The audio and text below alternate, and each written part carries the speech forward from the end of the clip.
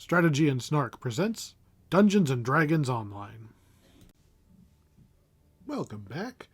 Today we're taking a look at the Reaver's Refuge pack.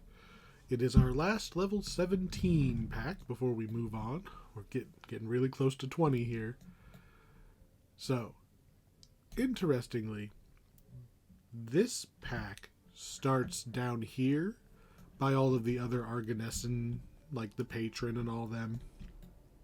This little guy wandering around.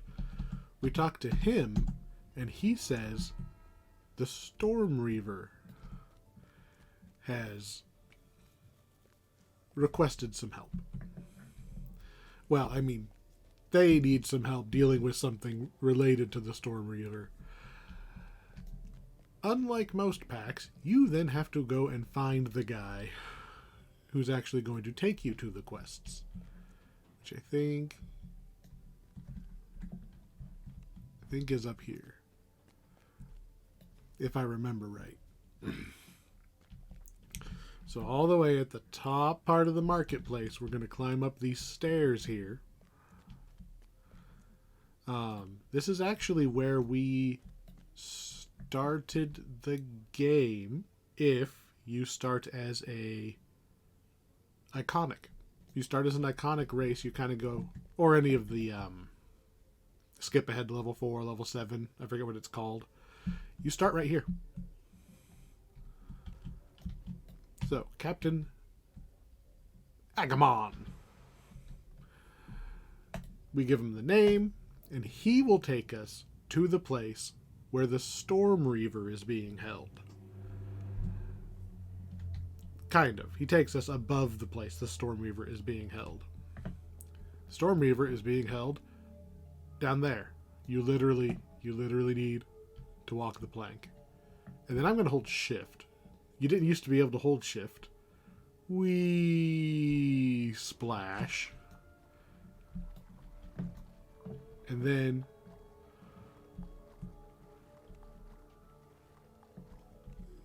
these guys were just added to be nice. Down here. There it is. The Reaver's Refuge is an underwater cave.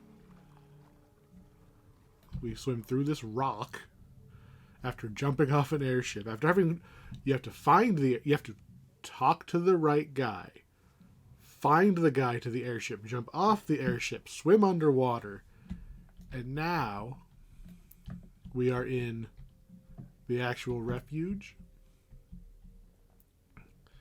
And when I say Storm Reaver, I mean the Storm Reaver is actually here. So, as a refresher, this is the main guy from the Giant Hold expansion.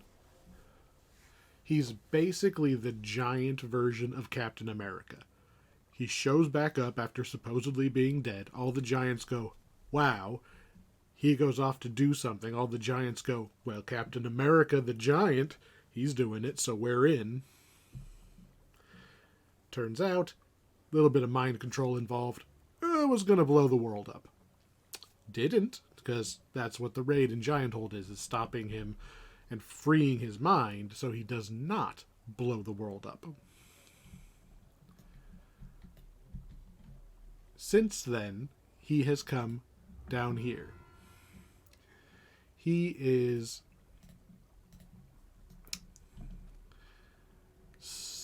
this is halfway a prison.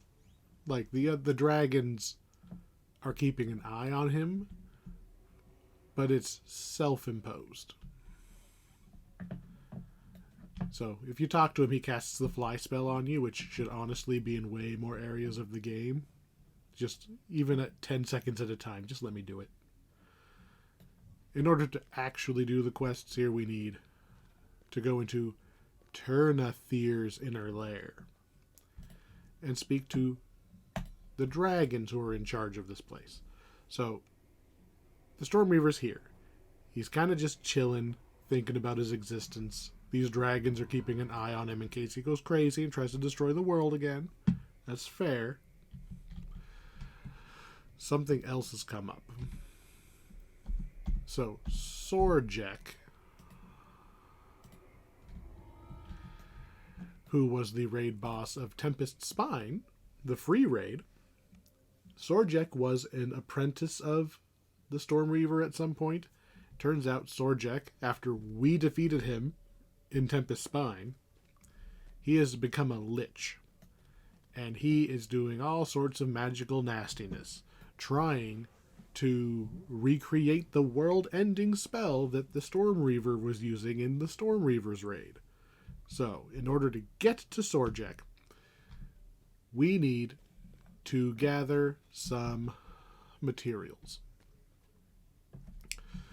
There's 2 different materials that we're going to need. So if you look at the map of Reaver's Refuge, there are 3 quests, 1 in each direction. These are interesting. So it's not just you walk into 3 different quests. You are walking into 3 different explorer areas.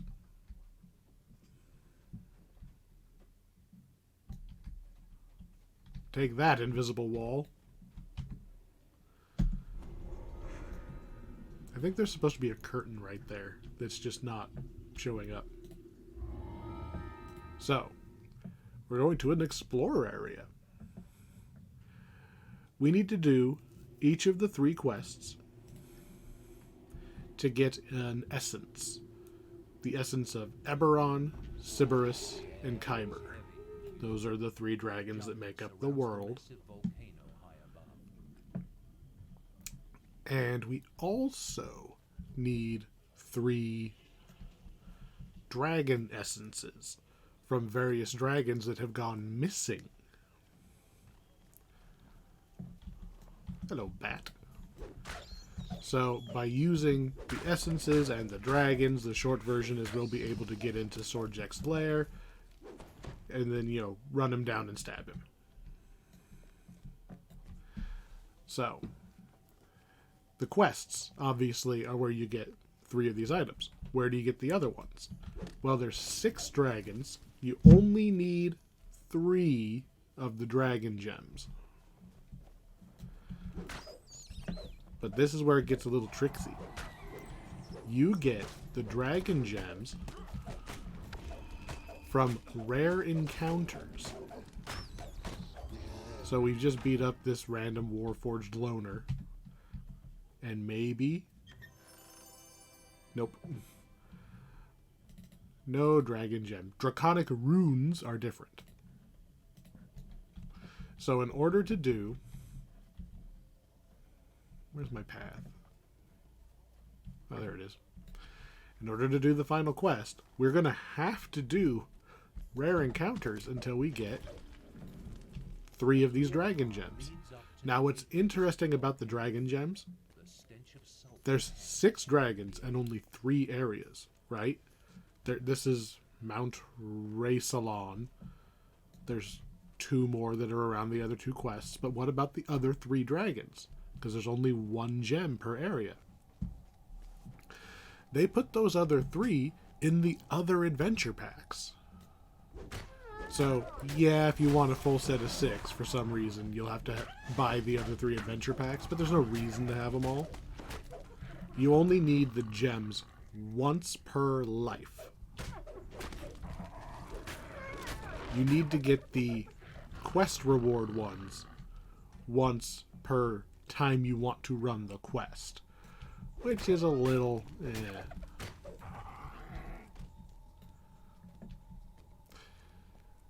But anyway, let's see, I want to say the desert has one of them. Giant Hold has one of them. And the Orchard of the Macabre, which you may recall, we actually got Vethusjig's gem in one of our random encounters we got there. We already have one of the 3 dragon gems we need. And if we had gotten lucky, right, because we went through desert, we went through Giant Hold, if you're lucky, you've already got all 3 before you even get here. And then you just take the long way to the quest in each of these areas, and you might get another couple gems. I have looked at 2 of the rares so far. There's only 3 rare encounters in this area. One of them's the Warforged that we killed. The second one is when I stopped by that empty cage at the bottom, at the base of this path. Sometimes there are captives, and the captives are a rare encounter. You free them, you get the chest. They were not there. And the last one is a Knoll Warrior of some flavor, up pretty close to where the quest is. And I think I had intended on turning at that last junction.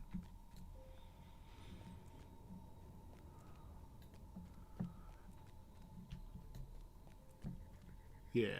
So we go up here a little bit, and the last rare spawns at the top of this hill.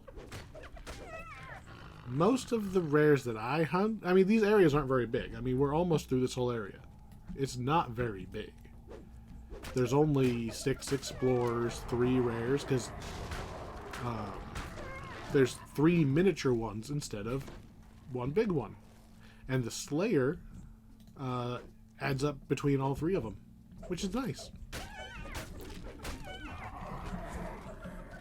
I think you get the bonus completion XP for having gotten all the Explorer 3 times, too, if you do them through all the different areas. It's smaller, like, proportionally, but it is still nice to... You have discovered the hidden... I mean, we got 4 out of 6 just walking up here, right? 4 out of 6. So a little bit more out of my way, we would have had all 6. I don't quite remember where they are, because I don't usually go for them. Alright, enter the Kobold. Quest number 1. This quest used to kick my butt. The final boss of this quest was notoriously difficult. Or free, depending on your character class. We are going to wreck it. So first thing we got, kobolds. Quest is called Enter the Kobold. Hey look, we entered, there's kobolds. Quest over. So you head over to the left, and up here there's going to be a kobold with a key. Hello, Chief. I'm here to reclaim the shiny. Let's see. I'm going to intimidate. Alright. Yeesh. I mean, I one-shot him. He really... I mean, okay. I say I one-shot him, right? These kobolds are CR 0.25. He has 8 health, right? He would die to a stiff breeze. These kobolds are not a threat. Like, even a little bit.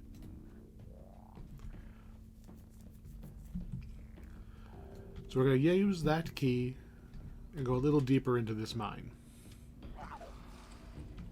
Oop, as I promptly blindly run into a pit.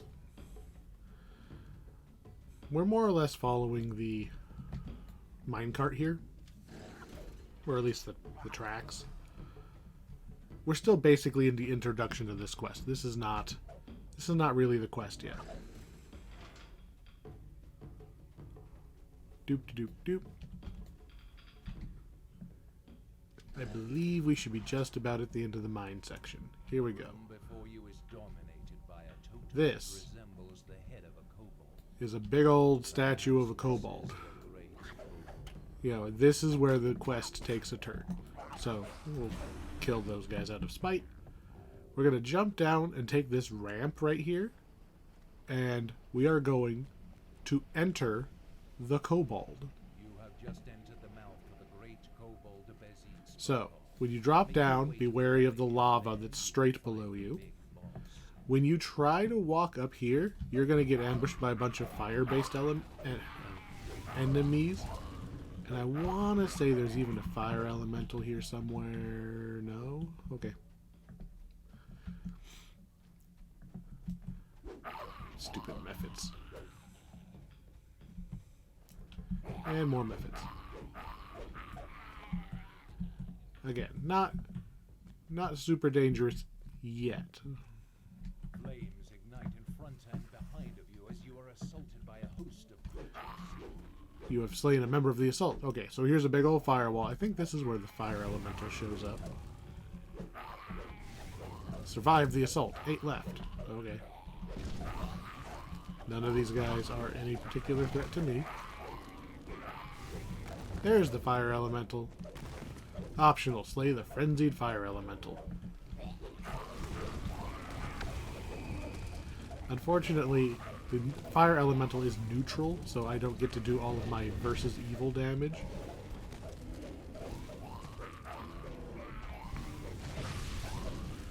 But still, we have 55 fire resist and really high saves. I am not particularly afraid of Fire Quest. Insightful deflecting necklace.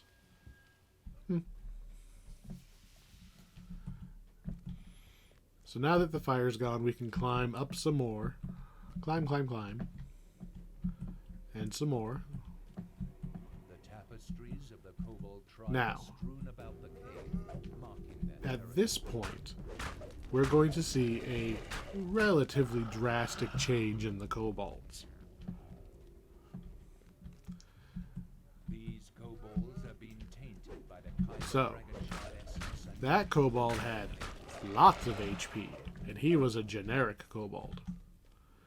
Because these kobolds are being, it says they're tainted, because this is the Kyber Dragon Shard essence. This is basically the evil gem. So it's making the kobolds all jacked up and roided out. two kobold guards chatter away unaware of your intrusion.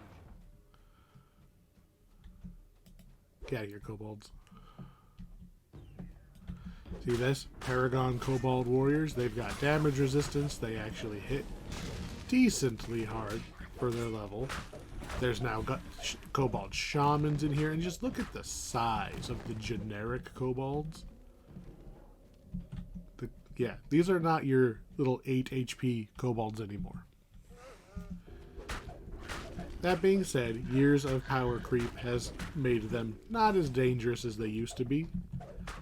The damage reduction in particular used to be what would throw me off, because I usually played a monk, and monk does lots of hits but low damage per hit, and so anything with damage reduction, it's like, man, it's extra good against me. Not so good against paladin. Paladin hits really hard every swing.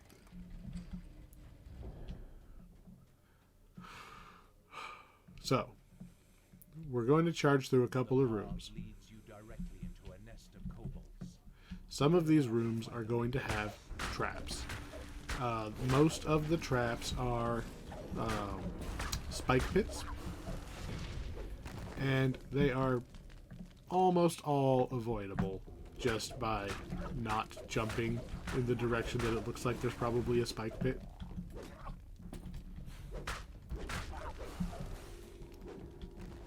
I want to say there was a key up here. It keeps giving me green alert as if I didn't kill... Well, I guess I didn't kill the crappy kobolds at the beginning. Maybe that's what's complaining about. Ah, lever.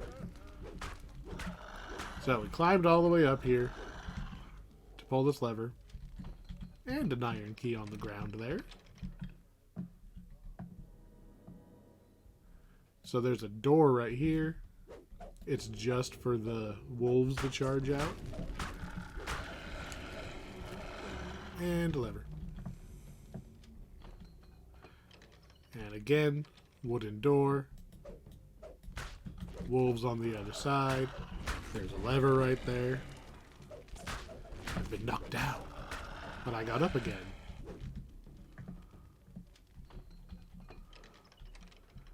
Okay. I believe this is a trap right here.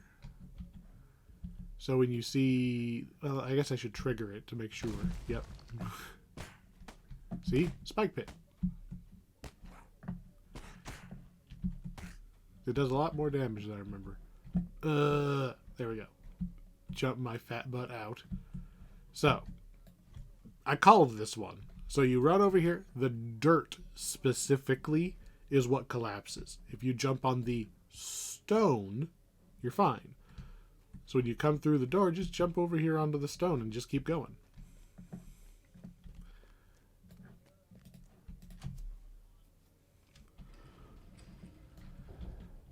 Alright.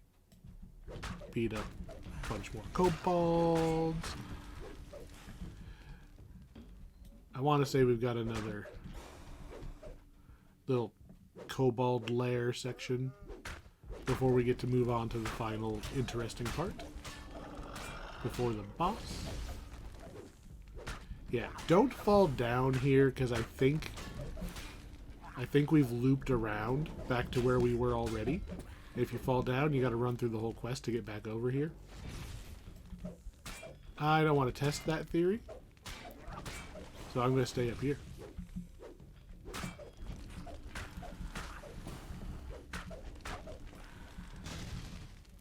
Are you what I was looking for?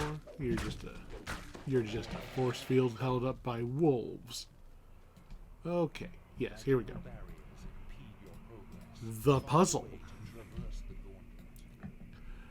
The goal here, to lower the force field on the other side, is you need to light up all of these little circles in each one of these rooms. There's 2 out here. Don't forget to hit these ones. You okay there, Hizro? Keep in mind that if the hireling steps on these, it will trigger. So tell the hireling to hold still, or you might not be making any progress. Each of these little colors, these little colored thingies, you step on them and you get teleported into one of those rooms. Now, specifically what it's doing is it's going to move you 2 steps forward and 1 step left or right. In chess terms, you are moving like the knight. So if I step on Mr. Orange right here, let's see, where did my hireling go, just so I can orient myself. Alright, there we go. We went 1, 2 forward and 1 to the right. How, whether you go left or right is based on which direction you're looking at it from the center.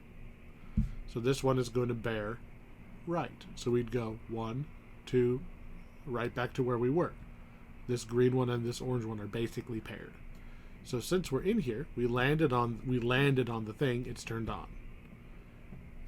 So if I were to step on, say, this purple one, we'd go 1, 2, and then 1 this way. We'll land right over there. And we did. So I'm just going to grab, a bunch of these at random, basically just eyeballing spots that we haven't been so far. Like this is currently outside of the puzzle on the other side. This is the force field we're trying to take down. I just came out here to hit both buttons. Let's see. I'm just going to look like I can see that one's not lit up, so I'm just going to kind of go towards that one. That one right there is not lit up. I'm going to go towards that one. Oh, that one's already lit up. That one's lit up. That one's lit up.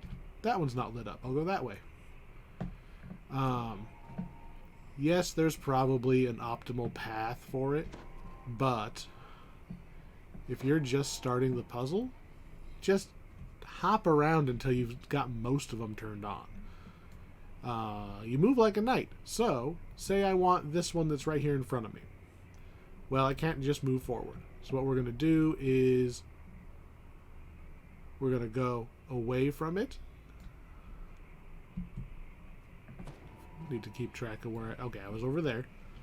So then where do I go to land there?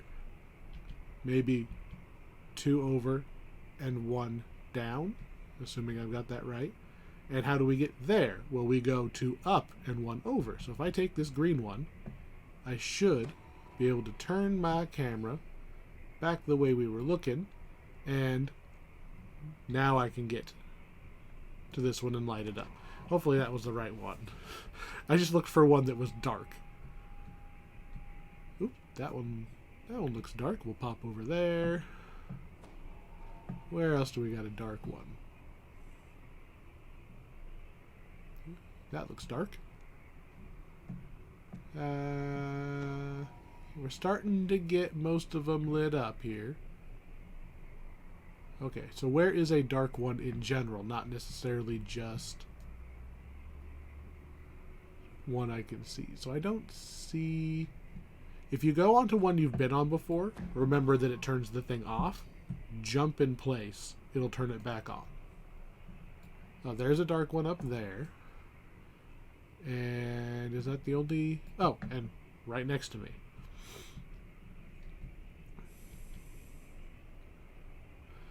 So we need immediately to the left, which is a little trickier. We're going to bounce off this one, then there, and then there. I totally just went not the direction that I was looking at. Oh, but I can get to another not lit up one anyway. So I need to go... So if I want this one, I'm going to aim for that space, I believe. And to get there...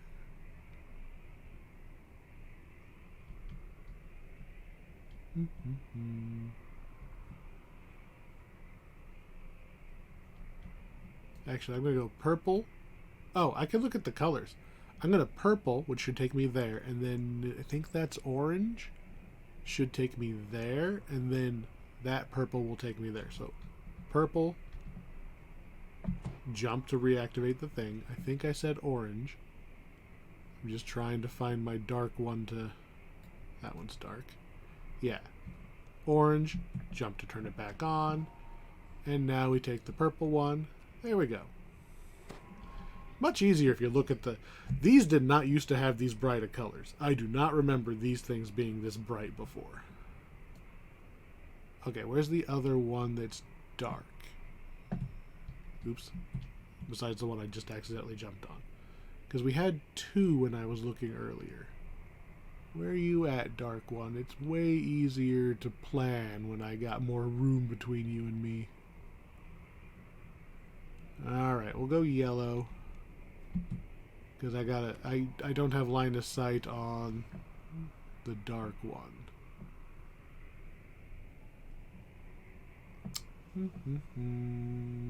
Where are you at? Oh, right there. We'll take blue. There we go. That was all of them. We have solved the intricate Kobold Gauntlet. There's no fucking way.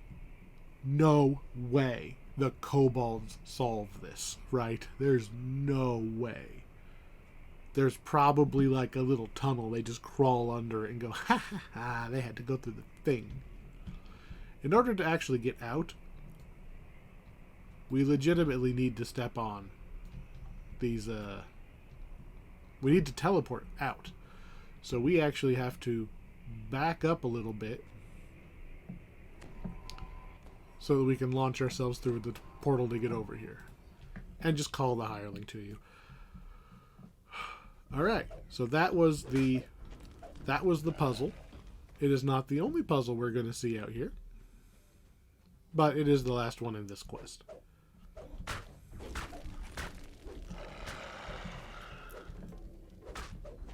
I believe we are now at the boss.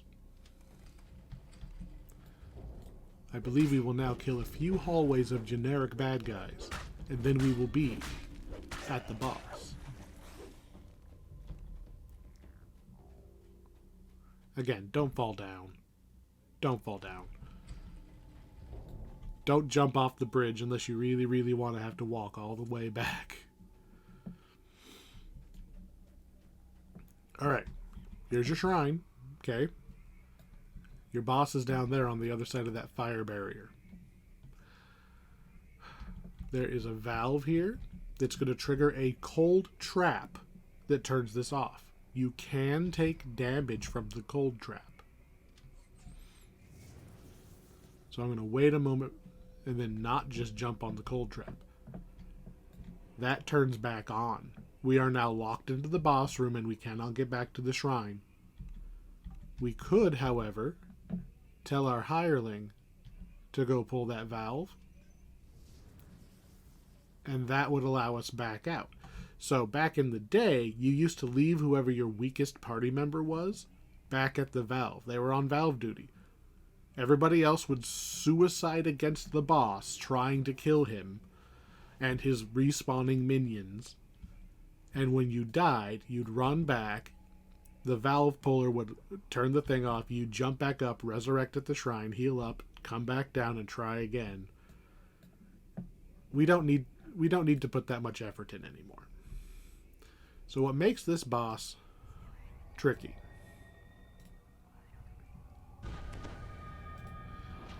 is you basically fight him in the volcano. Okay? Literally in the middle of the volcano. So here's the cobalt. There's going to be a bunch of spawning like fire elementals and spawning delayed blast fireballs, living fireballs taking shots at you, plus mephits, plus fire elementals. This is a lot of fire damage. Now I am a red dragonborn and I have epic level fire resistance, so... But also, look how little damage I'm doing to these fire elementals, okay? Think about how much damage I typically do, and how little those guys are taking. So you used to need somebody with evasion, like a monk or a rogue, in order to come in here and survive at all to do damage, right? Your paladins, your fighters, they would just instantly melt.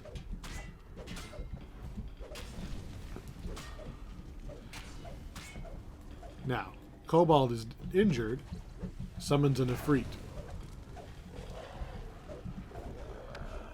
I don't think it matters what order you fight them, but this guy's the one who's not running away, so he's getting beat up first. I'm gonna finish off this elemental and then figure out... Oh, there you are, Kobold. I was wondering where you went. But yeah. He's dead. I mean, look at this. Look at this arena, right? This arena is not for Ice Sorcerer. We open up the lockbox.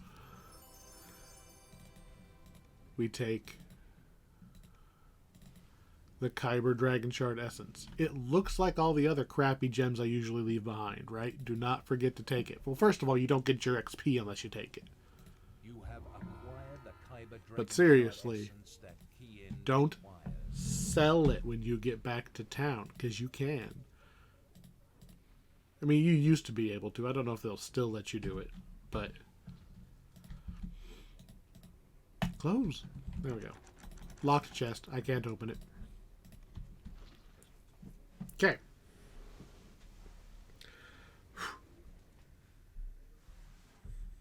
One down. Now, normally I would just double recall, right?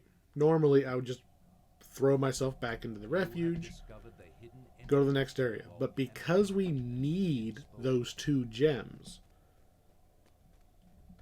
I'm actually going to walk back to see if we got the rare encounters again. So one of them would be here, just like right outside the quest. I don't see anything special. I'm not seeing any chests by pushing Q, so no, we did not get this one again.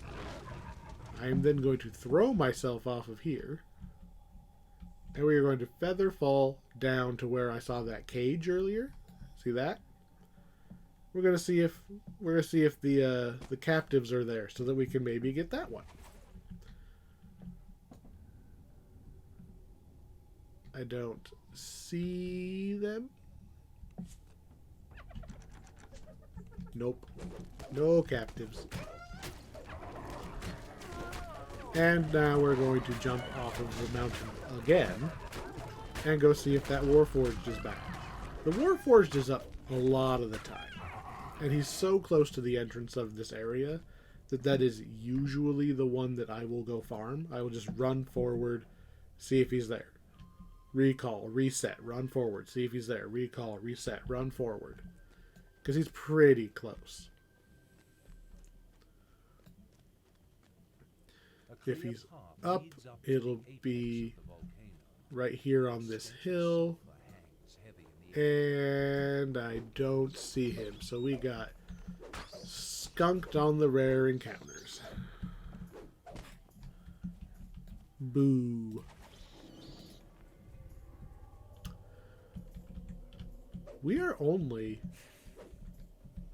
I checked all three, so we're 1 for 6 tries.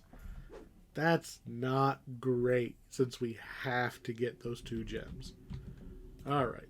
Take our quest reward. I'll take that stick, whatever. Hey, the curtain's here this time.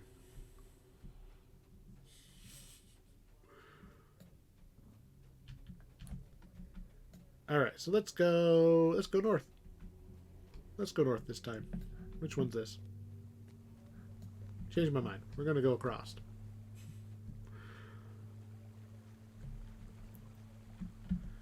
I like the quest to the north the most, so I'm going to save it for last. I like this one kind of the least. I don't despise any of these.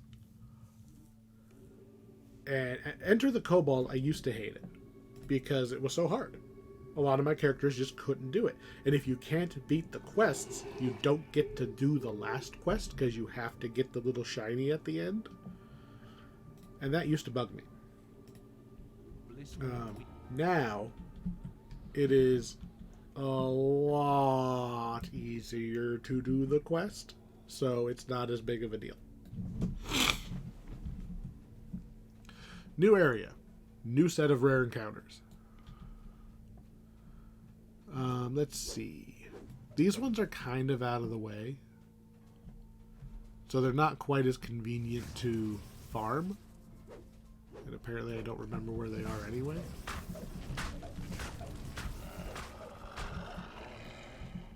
Obviously, this is the cold-themed area as opposed to the hot lava-themed area. God damn it.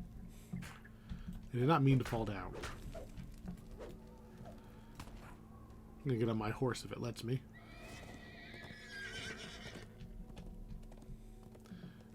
Alright, let's not fall down this time. Cross the little ice bridge, and I want to say the first rare is on the left over here. There's basically one on the top, or we'll say upper ridge on the left, upper ridge on the right, and then one I think is straight down the middle.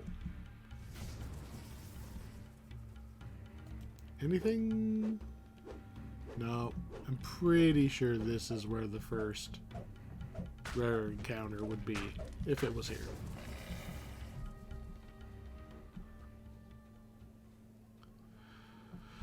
So if you thought the kobolds took an unusual number of hits, or those fire elementals, man, these frost giants, they are chonky.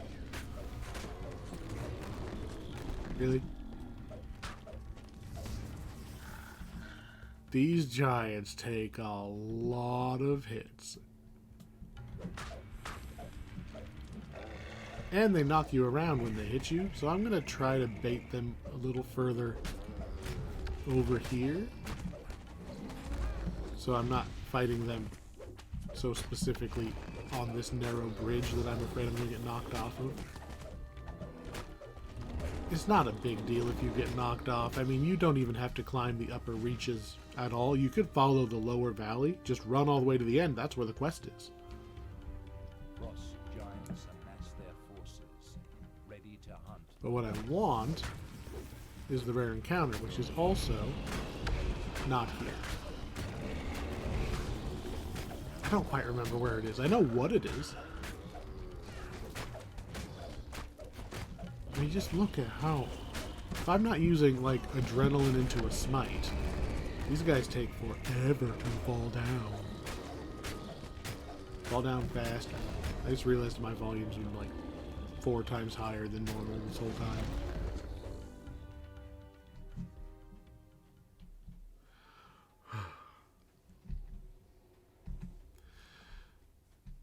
So, back and forth, back and forth. We're just going to ignore him. He can chase me if he wants.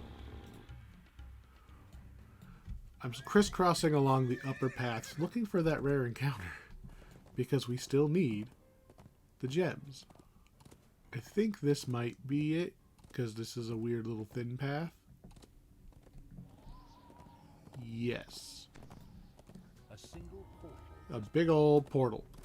Allowing creatures from Refuge. The portal itself is the rare encounter.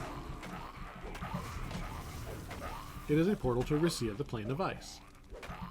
So, shocker. So we're going to run up here and we're just going to literally beat. We're going to beat on it until it goes away.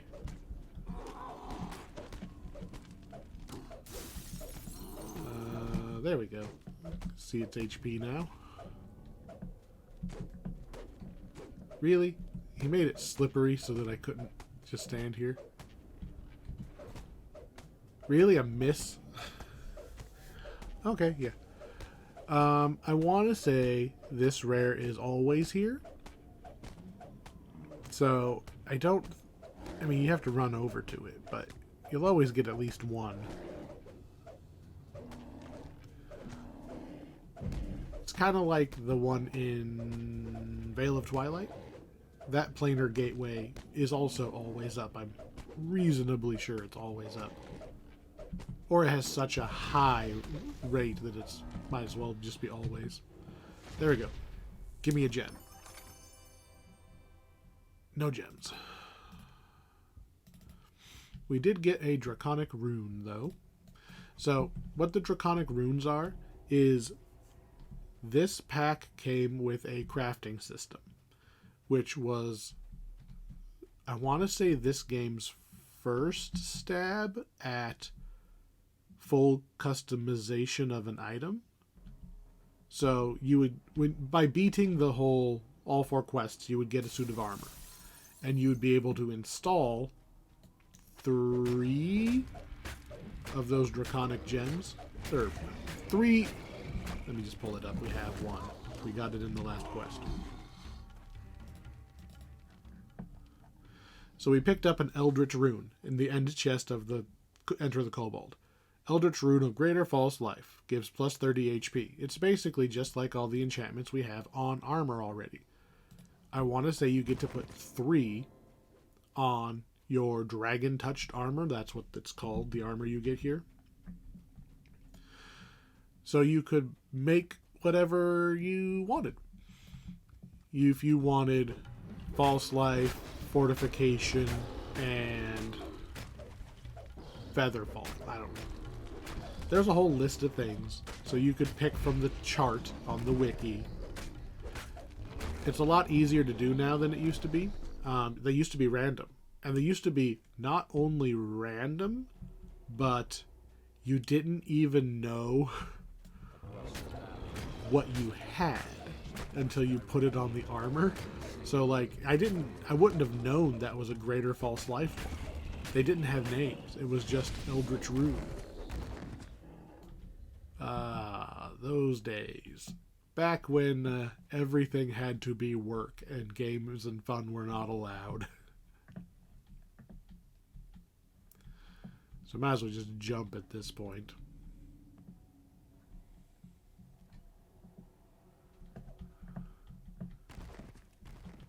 There you are.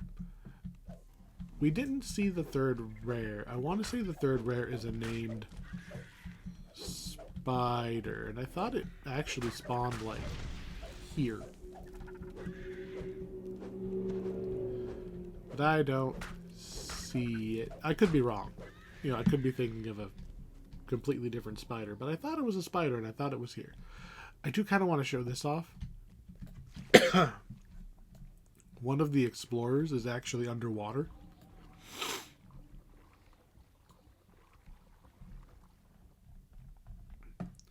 There's there's just a corpse down here. There's actually a lot of corpses. A collection of frozen bodies are embedded And in the ice back in the day, there was this I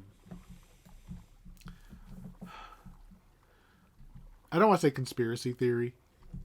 There was this fan theory. That's what it is. There was this fan theory that Calamus, the cleric from the tutorial dungeon, was one of those bodies. Because you would meet her in the tutorial, along with Jeets and Talbrin, the Warforged sorcerer, and you meet Jeets and Talbrin a couple more times later. But you never see Calamus ever again. So the joke was that she had died somewhere, and there used to be one of those bodies that looked enough like an armored female that people were like, eh? She has actually shown up one more time. However, it's in a non-canon area. She is in the anniversary party. Whether that counts or not, I don't know, because there's some raid bosses that hang out in there that you definitely personally killed, but... You hear a gruff, booming voice from beyond the wall. Alright, Prey on the Hunter. This quest is a pseudo-timed quest. The timer doesn't actually start until you get way deeper in the quest.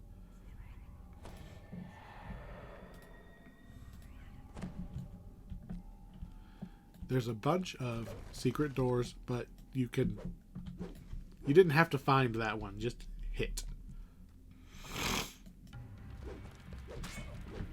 So, the gist of this is the giants are hunting a white dragon. And not just any white dragon, the white dragon from Korthos. That's another reason that people kind of connected Calamus to being in the pond out there, is because this is the dragon from Korthos. This is the one from Misery's Peak. This is the one you helped out. They shouldn't have killed all those guys.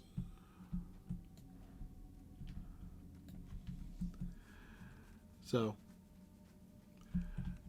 the giants are here to hunt her. We are going to intercept the hunters and kill them in order to save the dragon, and then the dragon will just give us the Eberron Dragon Shard Essence.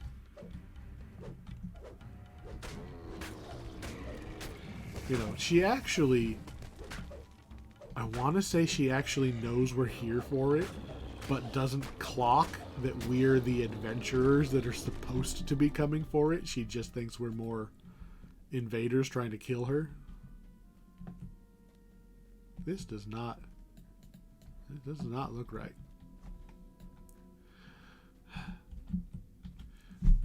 So the central gimmick to this quest is these little ice patches, which a little iffy on things kind of popping in and out of existence right now. But now that I've killed all of the giants, this should be open.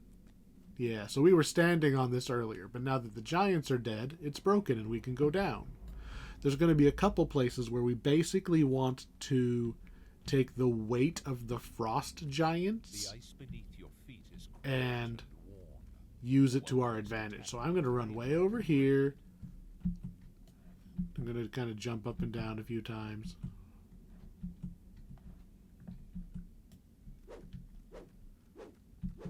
And then we're going to wait on him to run over here.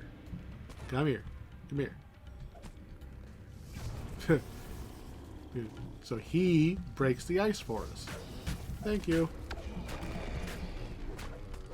And I'm going to start just kind of ignoring the giants, because they take too long to kill. Anyway. We do that a couple times.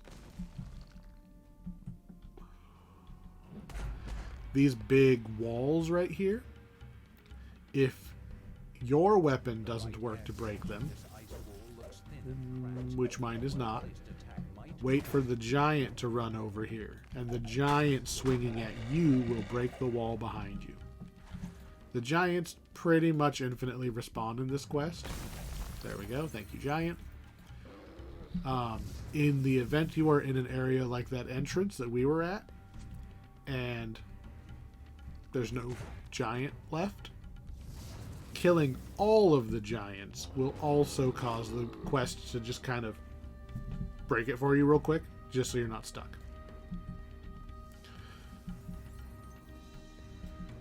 The passages are a little twisty-turny, and they all look the same. Now, normally I would complain about getting lost because all the passageways look the same, but that is the intention of this quest, is that everything looks the same because it's supposed to be a maze. You're not supposed to be able to just sprint through it. Now, if I was paying more attention, or if I had looked up the route earlier, yeah, I could.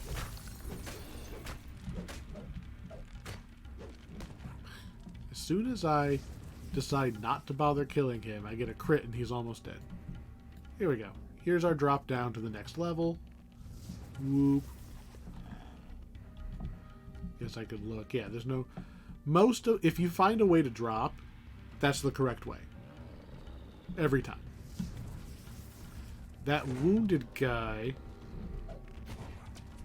makes me sad because obviously I was the one who wounded him and he shortcutted his way down here.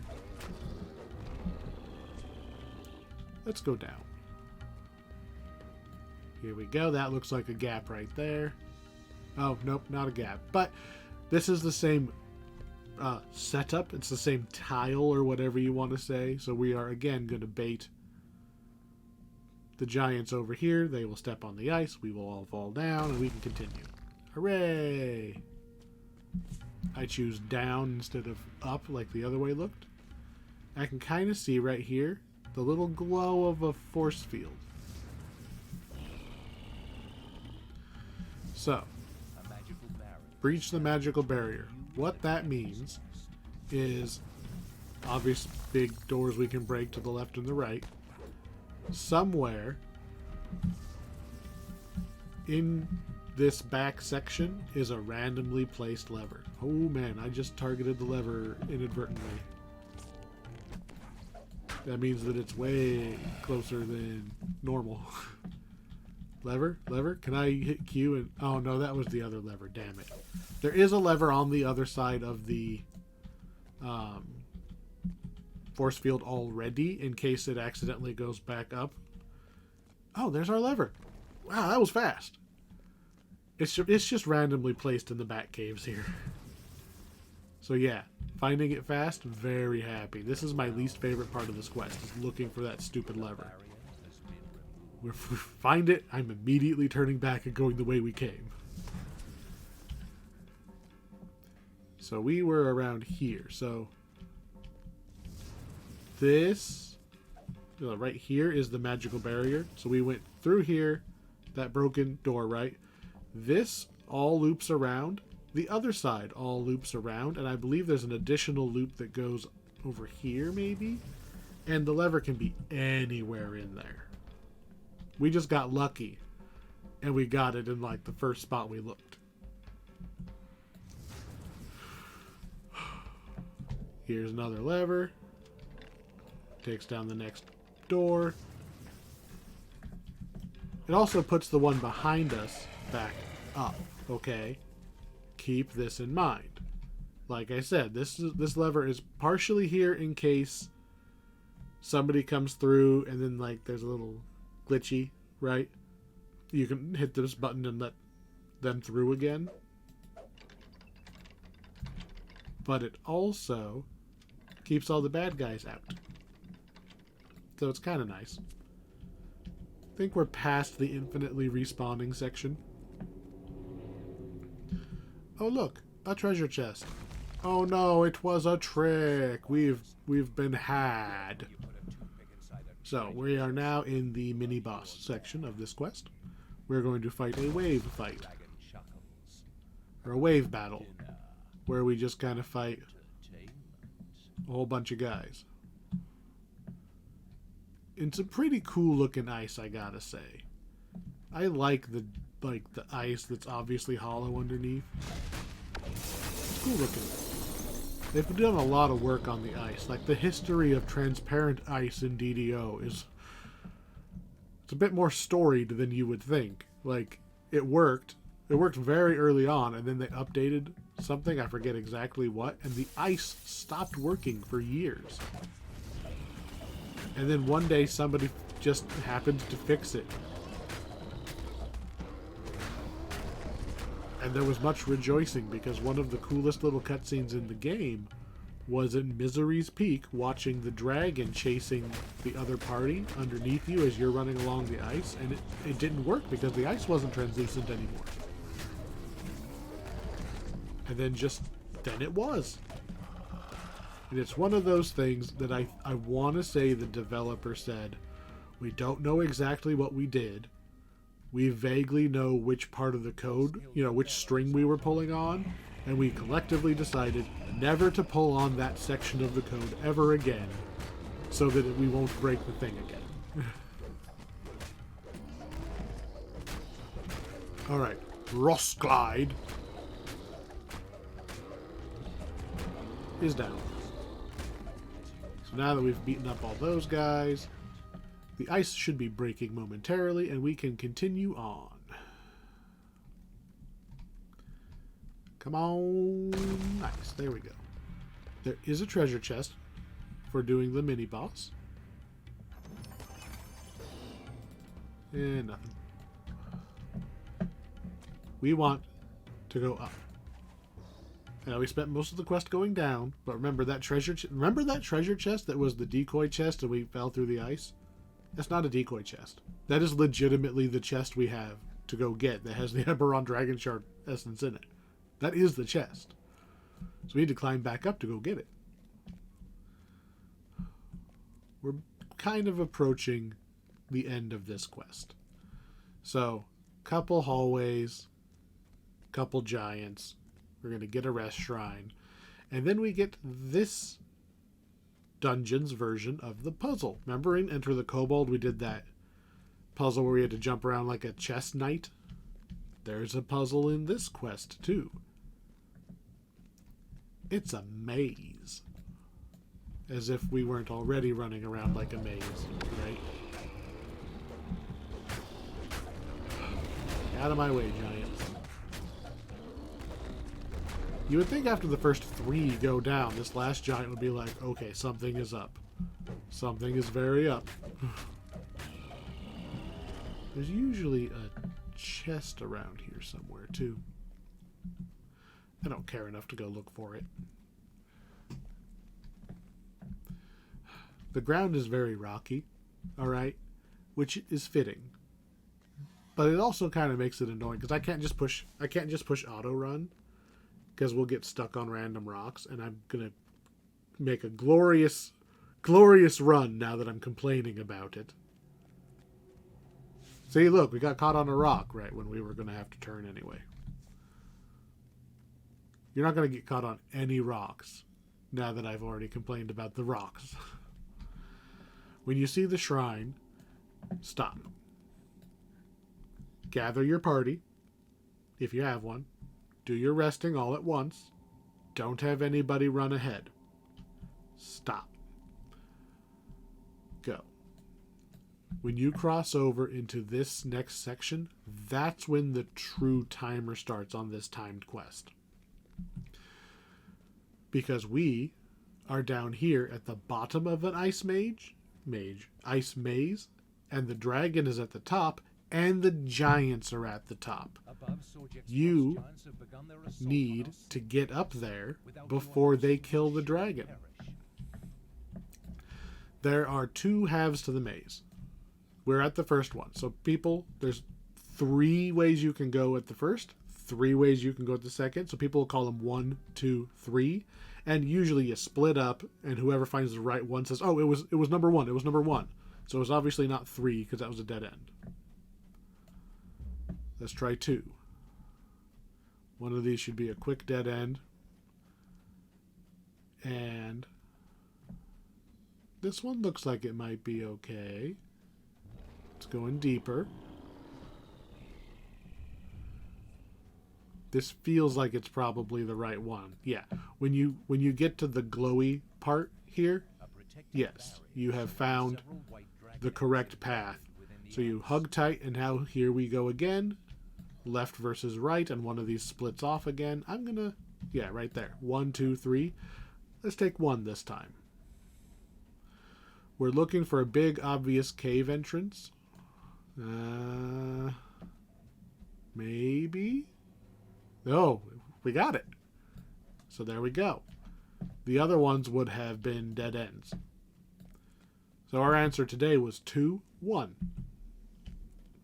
Now, I don't really remember if you count from the left to the right or the right to the left, but I would assume from left to right. That's the general idea, though. If you have at least 3 people, you split up, go down the 3 paths. You can say left, right, middle. Okay, left, right, middle makes it a little easier.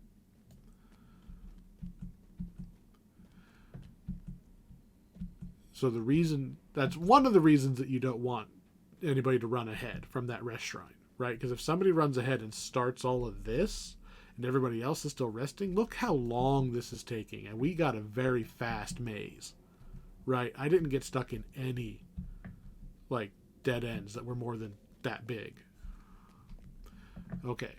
I'm going to put the hireling on passive because we have another unusual mechanic here. The dragon is aggressive to everything. So we need to kill the giants without hurting Mr. or Mrs. Dragon. Because if she dies, we lose. So I, as a two-handed fighter, am very specifically attempting to put her behind me so that I can swing. Because the game is dumb. And she will specifically attack me. We only need to kill the boss. So I'm going to try to put the boss in front of me and the dragon behind me. And just spam my smites and my adrenaline. I'm not turning around to get him back in front of me. Oops. Should pay more attention to Clem. I'm not turning around. I am strafing to try to make sure the dragon stays behind me because I don't trust my accidentally backhanding the dragon and killing it. Of course, we are a big chunky paladin, so we should be fine. There we go. Now that the boss is dead, she stops aggroing on us, so we can mop up the rest of them at will. This is a lot easier if you've got 2 characters, because then whoever has dragon aggro can just run away and everybody else can go for the boss. Alright, Clint. Let's get you back on your feet. There you go. Talk to the dragon. Hello. And she acknowledges that we met on Korthos. You can fight the dragon. It's mean, because she's not a mean dragon. So, she asks us to take the essence, but leave her dragon eggs alone, which is a completely reasonable request. Now, she also put her treasure chests with her eggs, so she's also saying, please don't rob me. Fine. If you do decide to take her eggs into protective custody, you don't just fight her. Her mate shows up. You fight 2 dragons at the same time. Alright. A Tempest Room and a Spell Penetration. I'm not going to use any of these, but, you know, it's amusing to see them. The Toothpick is a rapier with greater giant bane. It always spawns. It's just like a joke item. It's all 100% drop rate in this chest. I'm not even going to take it. Alright. 2 quests down. No progress on those stupid gems. The dragon ones. We've swung and a miss on every rare so far. So again, we're going to go backwards out the area and hope. I'm not 100% sure where the 3rd rare is. I think it's a think it's an ice spider that's just like right here, but I'm not as confident about that as I am about the location of the other two.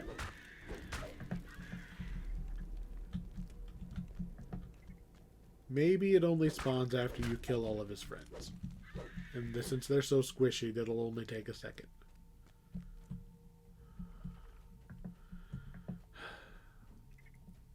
If we don't get the spider to spawn, we're going to recall.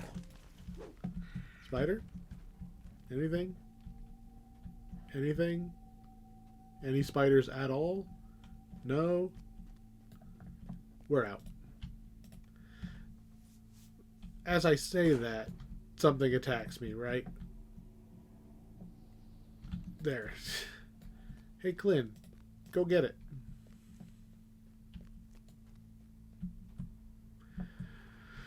This is the worst area to farm trying to get a dragon gem.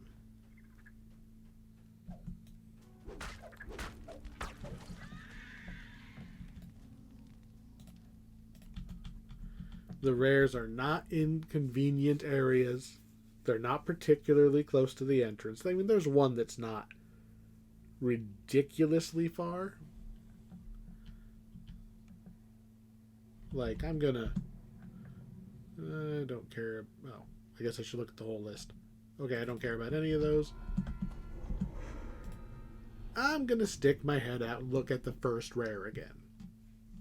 I'm not gonna run all the way to... I'm not gonna run all the way to the portal.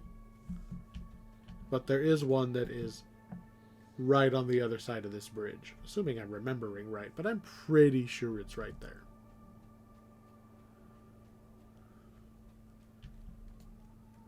Doop doop doop doop doop doop. Frost wolf. Frost giants. Anything? Oh, she's here. The named wolf. Ruinazol something. I can't read it. There's too many letters and they're... I legitimately can't read it if I wanted to. There we go. Killed the winter wolf.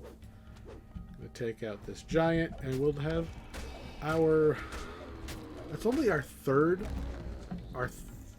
try getting a dragon gem. Nope. At least we got another rare. So, this rare is the one you farm if you're trying to get this gem. The Warforged you farm if you're trying to get the...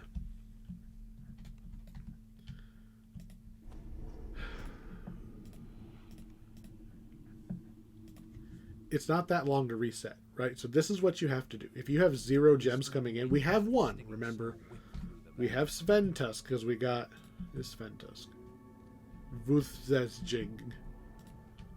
We have 1, so we don't need to go to all 3 areas to get the gems. However, the third area, the one we haven't been to yet, is by far the easiest one to just make a nice loop and get a whole bunch of rares all at once. It is way easier than the rest. Are you up again? Good, she's here again.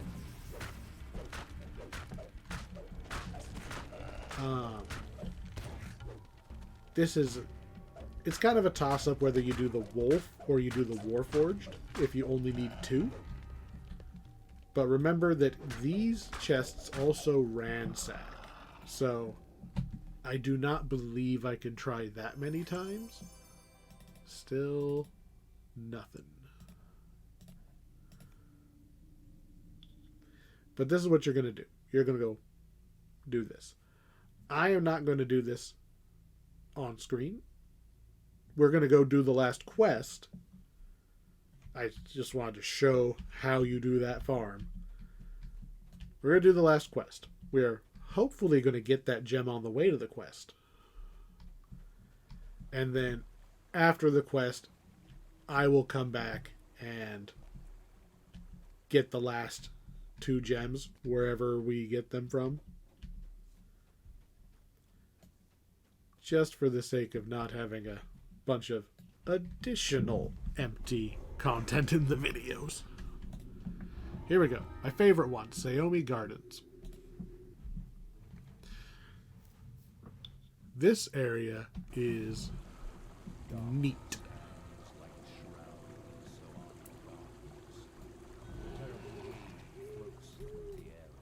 I don't really need my buffs.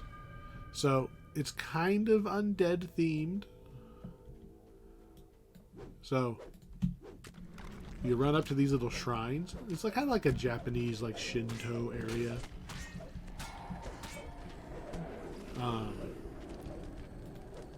You go up, undead spawn. You beat them up. They disappear. I didn't kill all of those. There's like this day. It's not exactly a day-night cycle, but it's like it gets dark and the undead appear, and then it gets a little lighter and they disappear.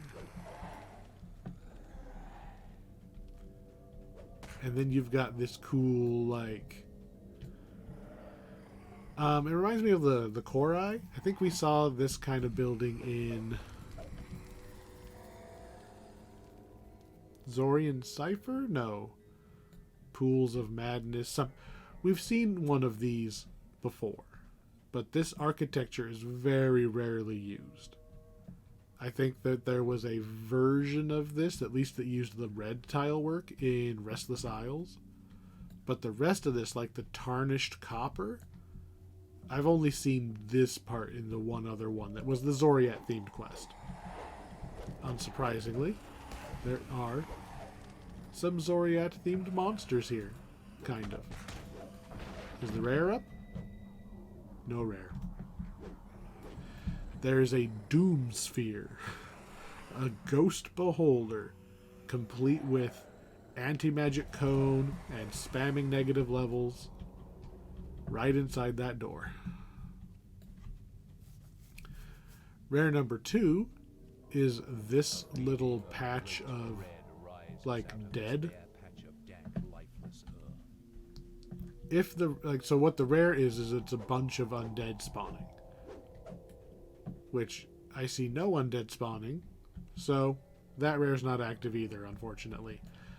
This is the best one to farm for your gems, because the Ghost Beholder's right there, the Doom Sphere, and then you just run right over here and see if this one's up. They're right next to each other pretty early in the quest.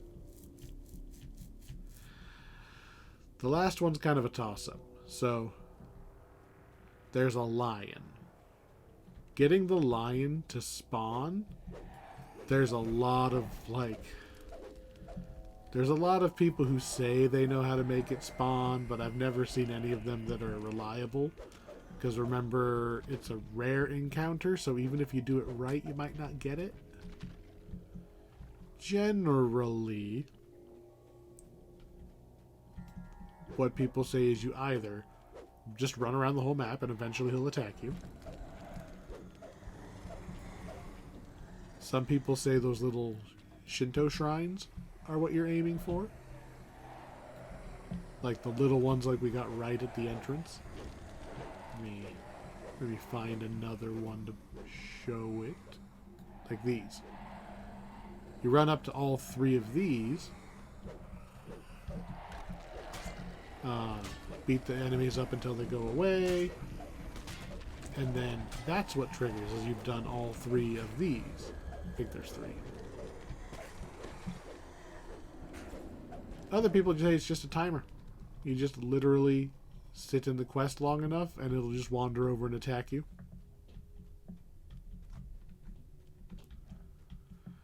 I have no idea which one the real one is, and everything is dark because of that stupid quell.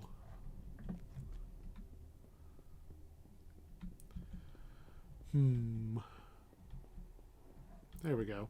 Now I can see again. I can see my pretty garden. I'm going to go and get the last explorer, just on the off chance the lion also happens to attack me on the way. So we broke down that door to go and check for the beholder. The explorer is actually in the other building around the back. So we're going to go around the back of the building. And there is a Zen garden. That's the Explorer.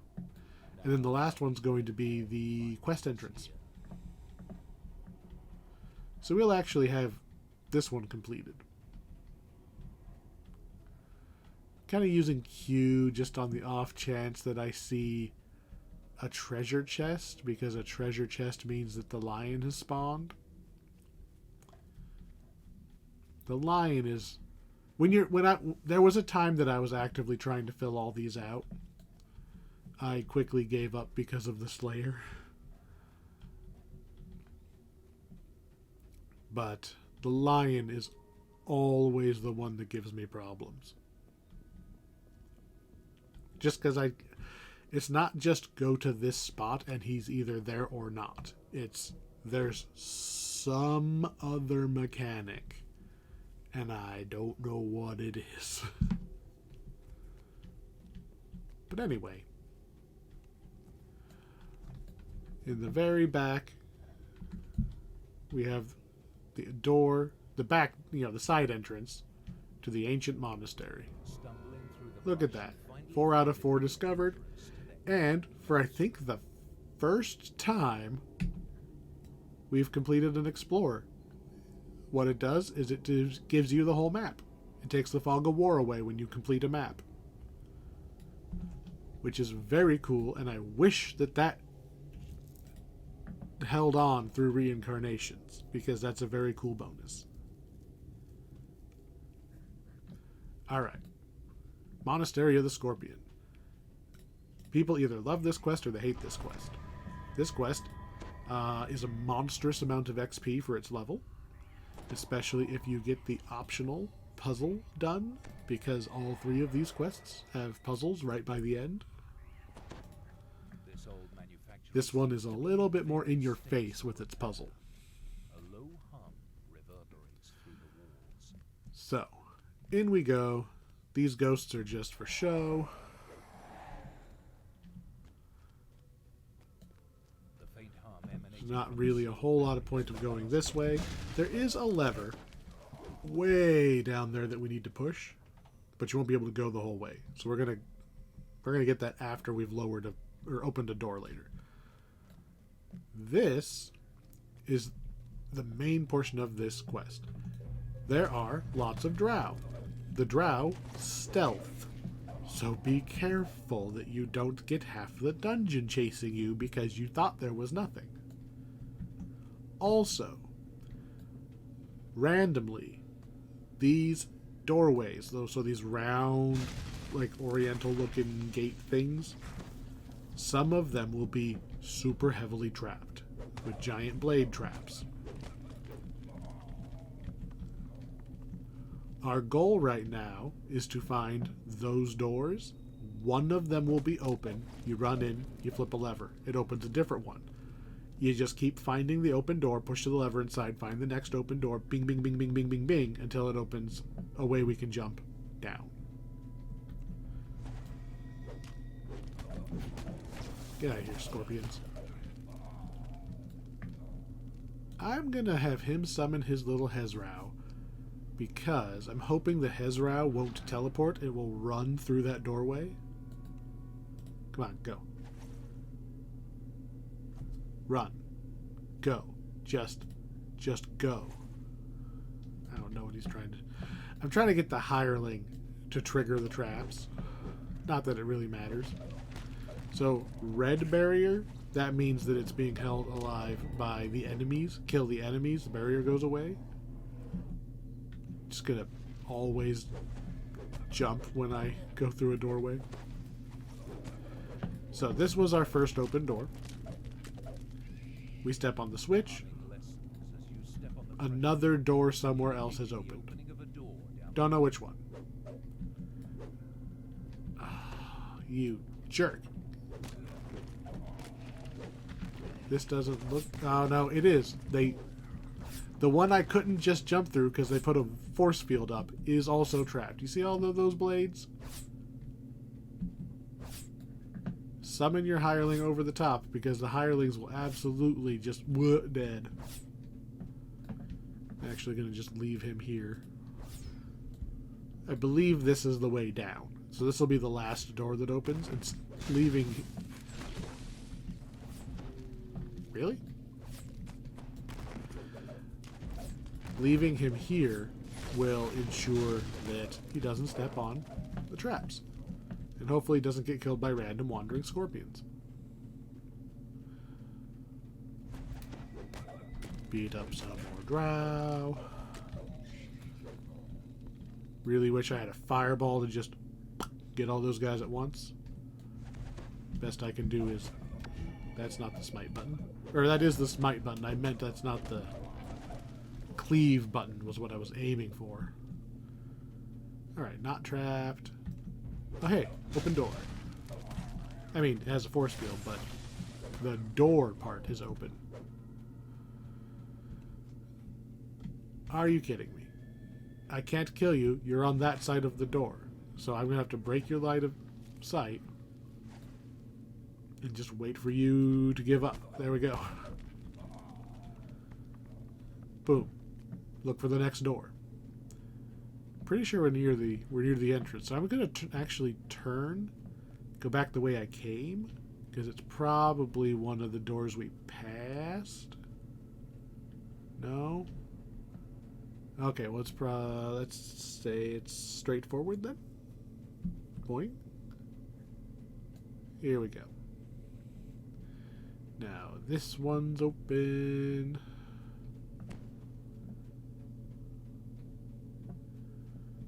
That's still not open. I think we have to pull a lever to get that one. I really shouldn't run back through the trap. Look at that. 40-something damage.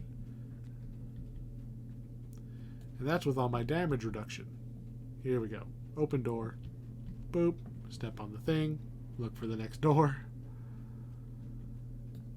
I want to say the one around the corner here is the only one left. So this one right here. Yep. Couple drow. So instead of just a button, there's also the lever. The lever means we are ready to do the next part of the quest.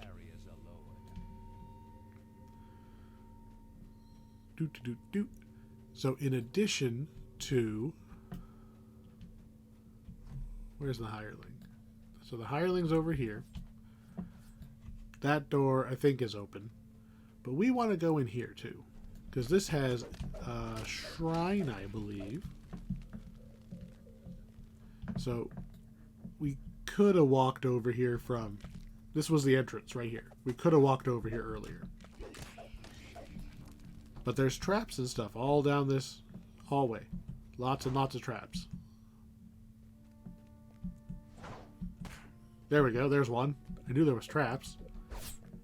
See, look, there they are. Chest. Shrines. Poison warded. Thematically appropriate. I thought there was a lever down here, but apparently there is not. So, it is just a chest and a shrine. That's your first shrine in this quest. So if somebody died in, I don't know, any of those traps, that's where you've got to bring them back. You walked through here and just accidentally got skewered. Alright, Clint. Do your job. Thank you. Here we go. Okay. This is an interesting little room. What we have here are air currents that are actually pushing you up. So when I jump out here, what it's going to do is I'm going to be squished up to the ceiling. Now, because I'm not on the ground, the game will start treating anything that acts on me like I will just keep going, right? Outer space rules apply if I'm not touching the ground. any force acted on me, I will keep going in that direction until something else ping-pongs me a different way. So you want to be very careful, specifically not to hit your head on the ledge right here, because you'll hit the diagonal of it and you'll get launched and not be able to control where you're at. Your goal is to hit that lever and that lever. There might even be a third one. Well, first you hit the floor tile, then you get that lever, and that lets you get that treasure chest. So we're going to go up here, bang our head on the ceiling, take falling damage from going up, maneuver around the ceiling to not go straight through the spikes, around the spikes again, target the floor tile, but instead of just using it, I'm zooming my camera in all the way, and I'm lining myself up with this rafter. So I'm going to push forward and then E to use the tile behind me so that I land on that. Oh, and we ricocheted off of it. That was bullshit. That should have worked. Anyway, if you fail, these gelatinous cubes show up. Get out. So we failed to disarm the trap because we bounced off of the stupid thing. Whatever, we just don't get this chest. Step on the button, and we are now in the next phase of the quest. That should have worked, though. The physics of this game sometimes just oh, boing, away you go. So, which way do I want to go? I want to go this way. The quest says no. I'm pretty sure this can't be anything. Oh, hello, Valve.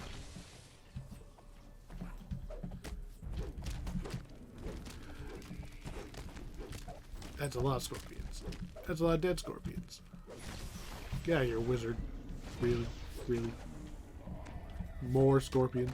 It is the Monastery of the Scorpion, right? It is appropriate, but you're going to get a lot of infinitely spawning scorpions.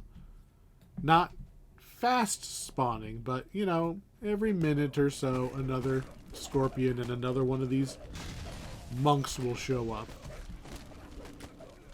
It's one of the few quests in the game where you actually fight monks. Now, whether they're actually class levels of monk or not, I'm not sure.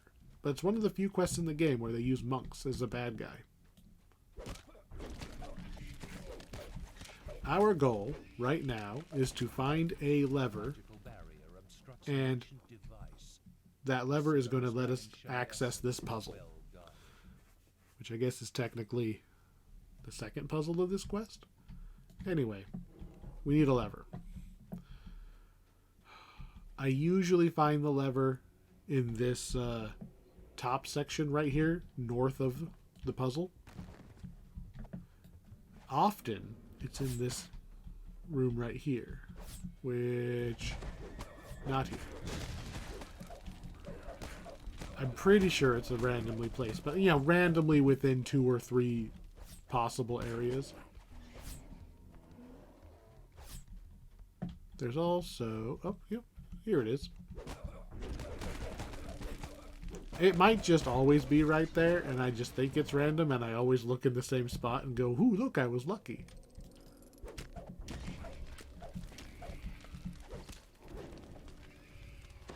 So, lever get. This right here is interesting. This is a fake tile puzzle. You actually can't solve it. There is now a gelatinous cube bouncing up and down. If you fall in there, you're going to be going back and forth through a gelatinous cube as it shoots you up and down. Yeah. There's a treasure chest down there, and what else is down there? You have to like pull a lever to make the water level change so that you can get to the lever to shoot you back up after you get the treasure. I'm pretty sure it's optional, but I almost always go down there just because it's fun. It's like I just like the idea of, oh, I'm doing this puzzle. Cube. All right, so what we need to do right now is we need to light up these two middle crystals.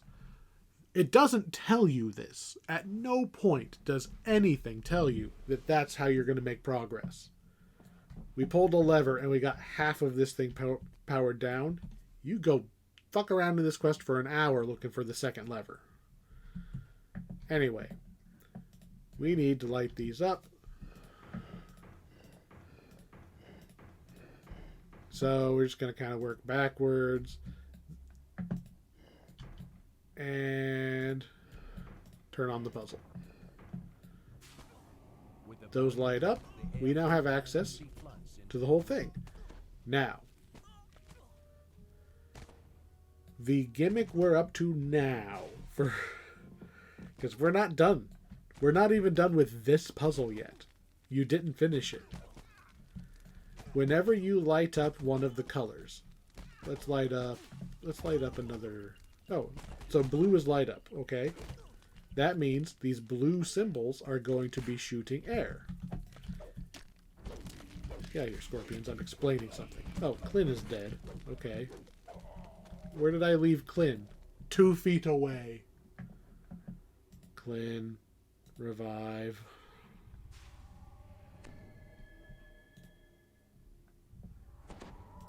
Ugh, I interrupted his other spellcast. So, if I go and I jump right next to it, it'll blow me away. There's a couple levers we have to hit, which means we need the correct colors lit up for us to be able to get to the levers. And no, you cannot just light them all up because there's competing colors, so you'll get launched and then some other one will be in the way and push you off your track. So first thing we're going to do is we're just going to go see what colors we need. So again, we float up because of the air jets. I'm going to go over here to the south side first. And look at that. We need yellow online to shoot us over this gap to that wall. And we probably... There's another color over there. I'm going to say we probably don't want blue. So instead of jumping down, I'm going to just go to the other side and see what color this one is. Well, yes, red. No yellow, because that yellow one is going to interfere. But since red is already on, we're just going to jump in. See, look, that yellow one would have got us again if yellow was on, even if we got past the first one. There we go. We have lit a rune. Ah. Oh, and successfully jumped back. Unfortunately, there's no way down. So, if you've got another player, your other player can stay there and you can call out, hey, I need blue on and yellow off. Otherwise, you have to fall all the rest of the way down. Here is the shrine, by the way. Last one of the quest.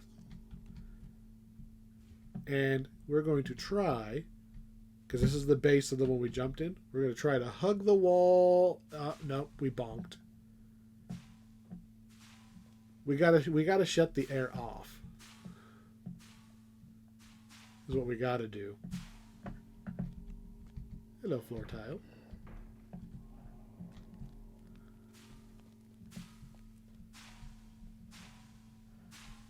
All right.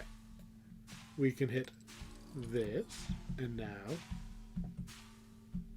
I don't think this one works right now because I flipped that other switch. Oh, there we go. Maybe it's temporary. Oh, they're tied together. Okay. Because I flipped that little one, it flipped this. So now we're going to turn this back on. We need yellow turned on. I don't know if it matters which yellow, so I'm just going to turn on this yellow. Boop. There. Yellow is on. Whoa. We're going back over to this side.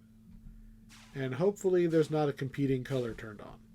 So we're going to jump into the yellow stream. Something bounced us. That sucked. But hey, yellow's on, so we're going to take another try. Alright. Come on, yellow. We are moving too fast for me to see what the problem is. I can't. We're getting over there, and then I think we're getting shot back, and I can't tell. I can't tell what color it is that's bouncing us out. We're gonna go turn off everything except yellow is our goal. So there's also a lever just right here, so it wasn't a total waste, but that's not what we wanted. A swirl of air high above you We are draws again your going to attention turn to a path off the puzzle. leading out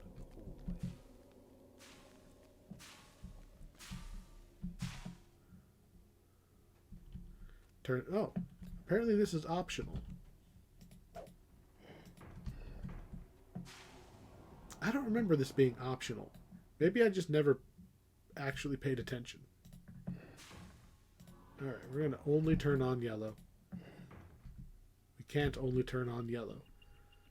I'm going to say purple is unlikely to be the one that's screwing us up.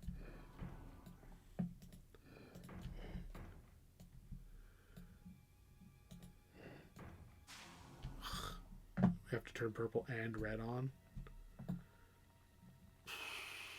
Fine. Purple and red have to be on, because all the yellow ones are on the other side.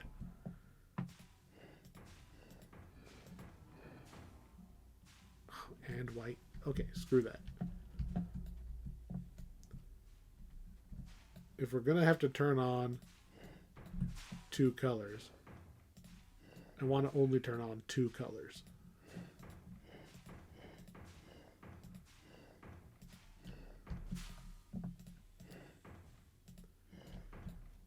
Alright, does this do what I want? Yes. I just have to sabotage that. Whoa. So we have blue and yellow turned on. And what sucks is I've got a suspicion that it's blue that's the problem. I suspect there's a blue one over there that's going off.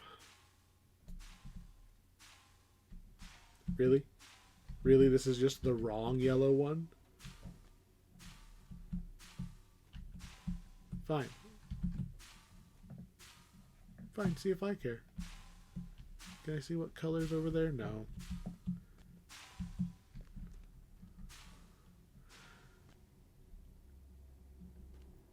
I don't know why it says optional, because we need this turned on to be our final air jet to take us over this wall and into the boss room. You don't do anything unless I light them up. If I do this, do you turn on?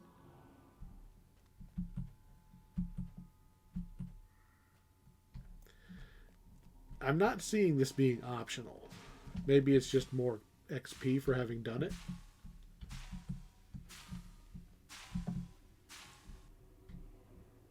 Yeah, because unless I'm missing something, this is not optional. Okay, so it did not like the yellow one that I picked. So we had this one turned off, so we'll turn that off, turn that one on. So this should be the yellow one to launch us in. Yep. And hopefully we actually make it in this time. You know what it might be? You know what it might be? Captain Clunky strikes again. We might not be jumping high enough. think we might just be literally bonking because we're not jumping high enough to catch the stream at a high point.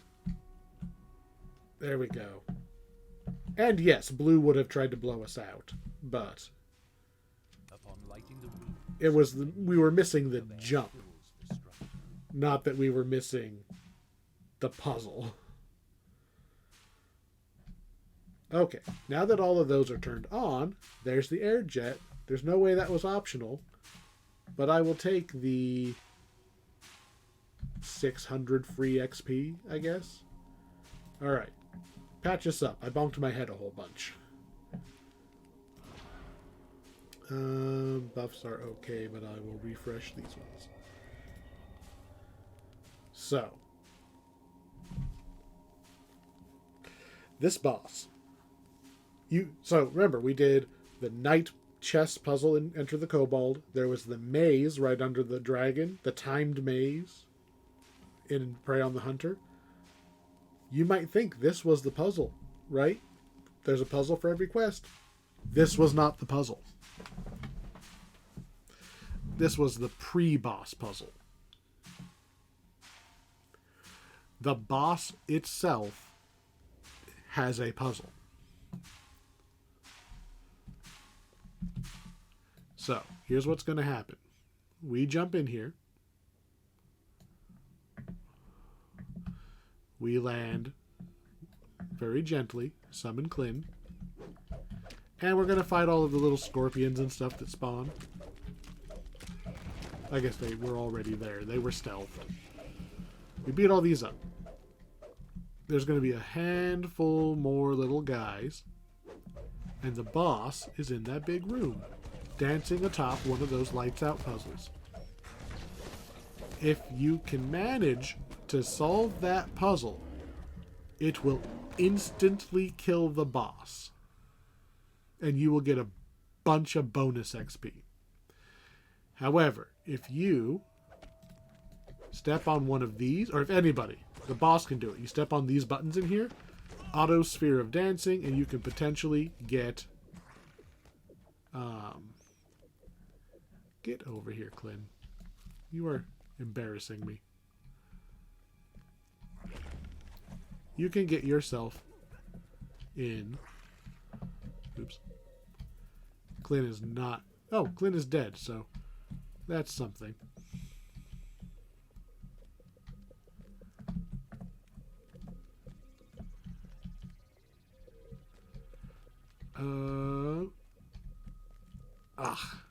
I thought I maybe had it. Did you just... Oh no, that was the stealthed boss, not the ghost of Klin triggering the... So, since he's being nice for the moment, and not attacking me for some reason, if I solve this puzzle, the boss dies. I would like to solve the puzzle, but it's unlikely that I'm going to just randomly get it right. Because I don't know what the trick to these puzzles is, other than if I just keep running around, eventually I will maybe get it. If you need, you could... I mean, look how little damage I'm doing to the boss, right? Look how little damage I'm doing to him. However, when the boss gets to certain health states, such as... I guess I could actually start swinging at him.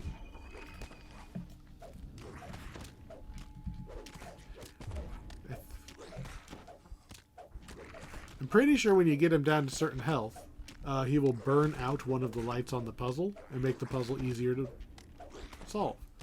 He does not appear to be doing so. Do I have to actually, like,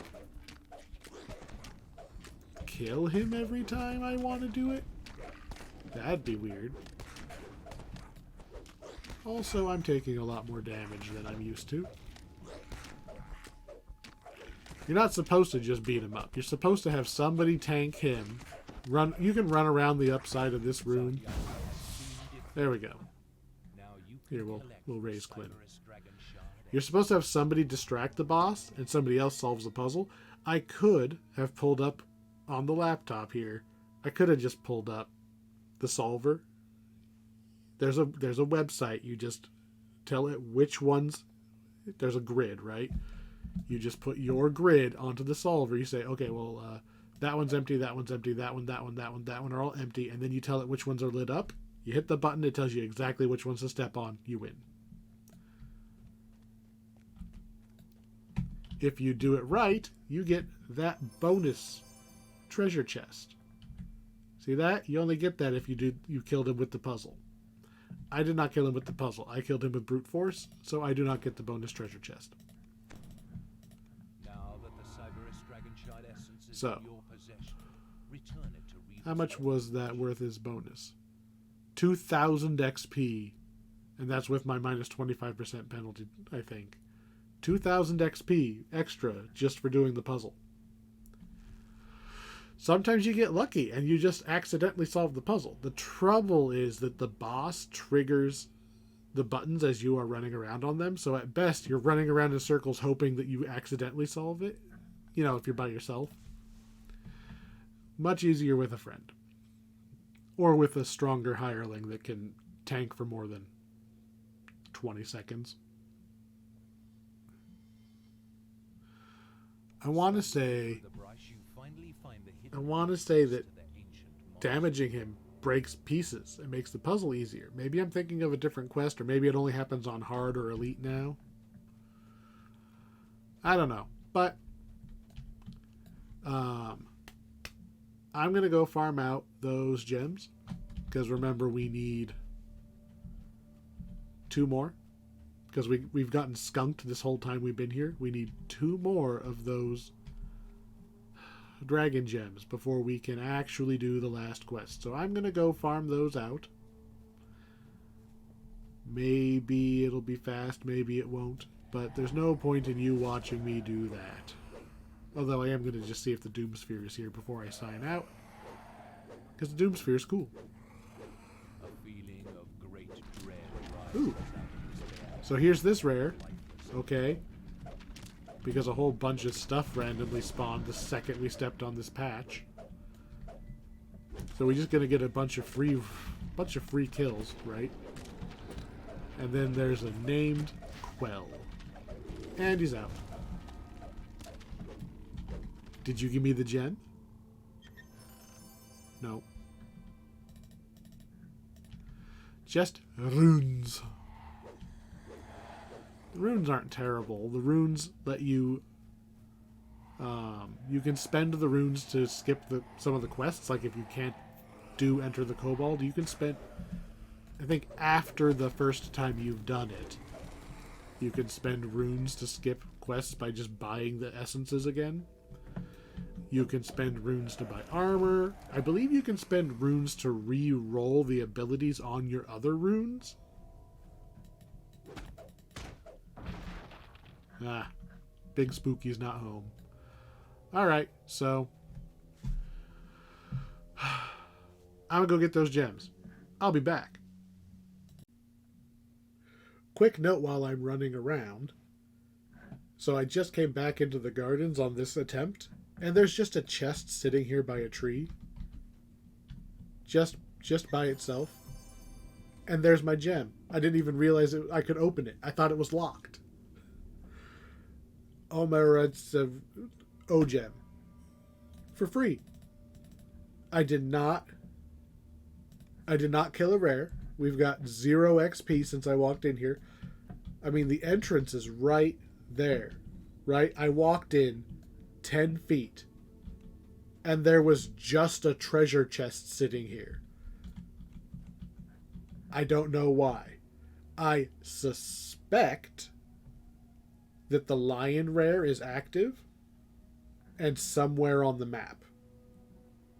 But because he's not, maybe because he's not active, because I'm not close to him, the game forgets he's not alive and it doesn't lock the chest. I don't know. Freebie.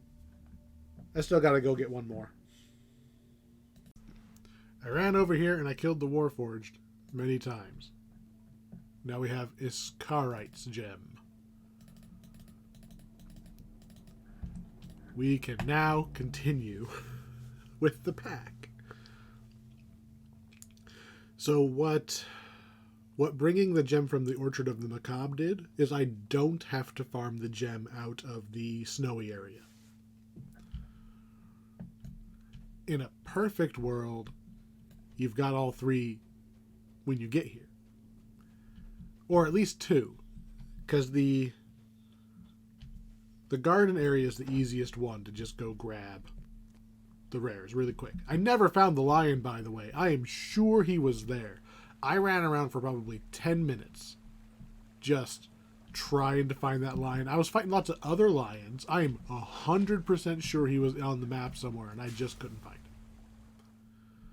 So we're using the geyser in order to get back up to the top. And by the top, I mean we're going to get back to the Storm Reaver. And we're going to ask for another fly spell. And then go to the top. Because we need to turn in our gems and our essences.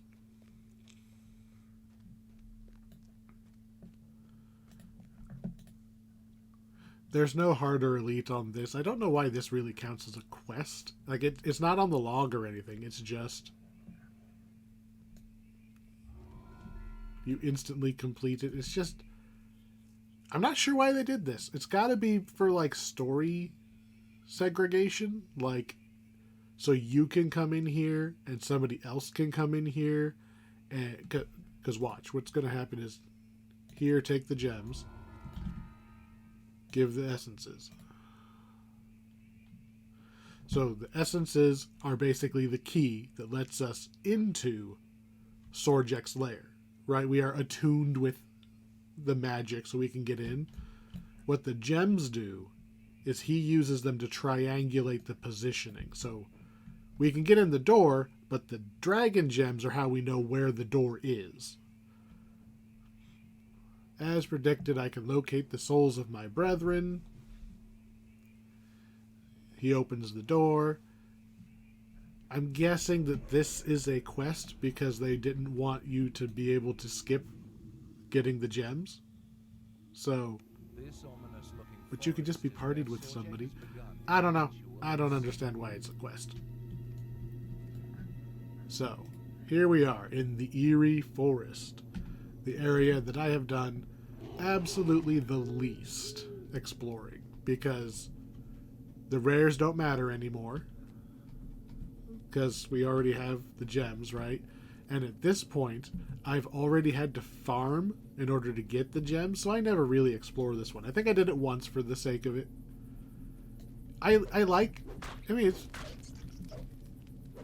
This is a really cool looking swamp. Like, we don't see a lot of swamps. I think I said that when we were in Mired in Kobolds. We just don't get a lot of swamps. Kill that rat, please. Close enough. Just look at this. This is not something that you get. How often do you see this? Right? This is pretty sweet. I'm going to save that picture.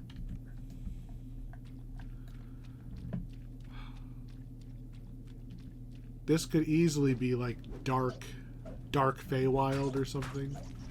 This is one of the rares, by the way. You come up here. The interior of this tree is marked. I want to say it's a rat?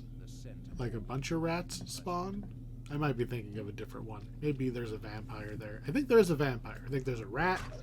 You know, a named Carcass Eater. I think there's a vampire. Wraith? Wraith is maybe the third one?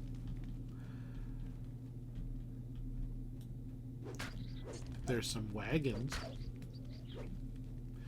Man, how cool would it be if this was Vistani from the Ravenloft? Because they can kind of go wherever they want, and maybe they're just chilling here and basking in the negative energy of the ritual. I'm kind of surprised they don't kind of retroactively put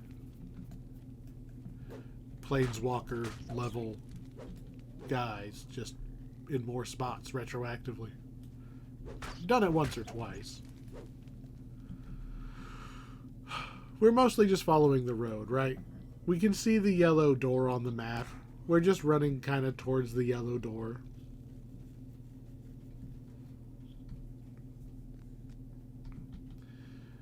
If you don't have the essences, because we had to talk to that lady separate, if you don't have her, you can't get in the door.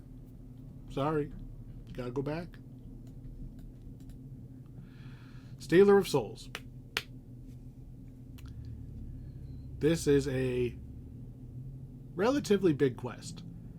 This feels like a raid. It's the capstone of this pack. It's got its own unique boss fight. It's also got a timer. We've got 1 hour. You have to stop the ritual in an hour, or the world ends. We don't want the world to end.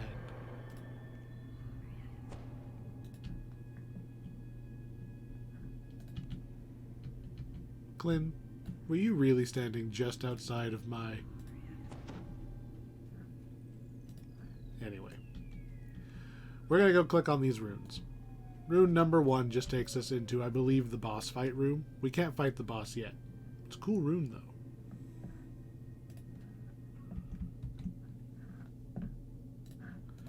So there's Sorjek. That's the Lich. That's the former protege of the Storm Reaver. We can't do anything about that yet. We got to go pull the plug on his machine. So we're going to click on these runes. Rune is locked. There's 4 of them. We're just going to look for the one that's not locked. Locked.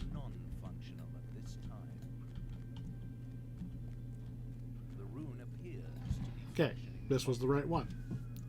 We're going to go to 4 elementally themed areas.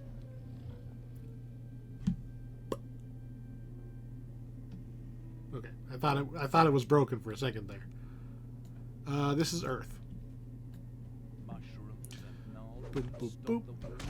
So our goal here is, let's see, in the Earth one, I think our goal is to just find the Elder Stone Giant and kill it. You'll know that you found the right one. Wow, these guys also take a lot of hits. You have found the right one when there is another rune and a treasure chest in that room.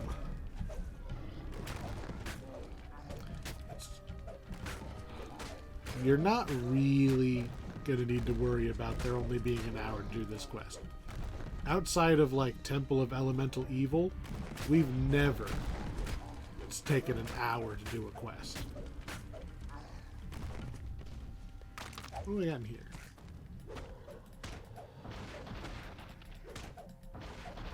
Stone Giant Elder, but I don't see... You gotta be careful, okay? If those earth elementals grab you like that, and then the elder comes in and crits or something, man, that is... Oh, so the elder stone giants live in their life forms. Okay, so we have to kill the minor elders, like the one we just did, in order to weaken roots. We won't be able to get into the door to kill the main one unless we kill all of the little ones. So I'm just kind of using the map as a checklist of where I've been.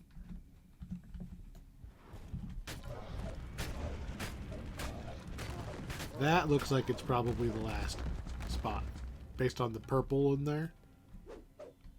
Roots are stronger than iron. That means we still have another elder out here to find. I like the mushrooms, right? We don't...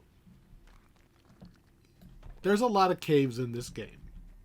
And they don't all have unique environments. They're usually just stone, and you walk down them. Like the, the Lord of Stone quest.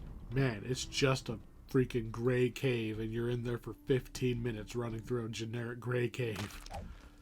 I like the mushrooms.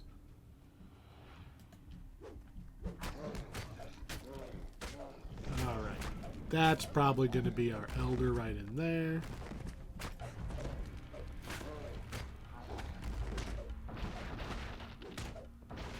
There we go. There's an elder. And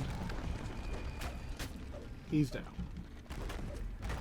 I don't trust these earth elementals not to earth grab me from, like, across the map. Alright, that was 2. Is there a third one, or are we good to go fight the big one? I don't see another root door. Oh, nope, there's one here. There's one here. 3 is almost always the magic number in this game.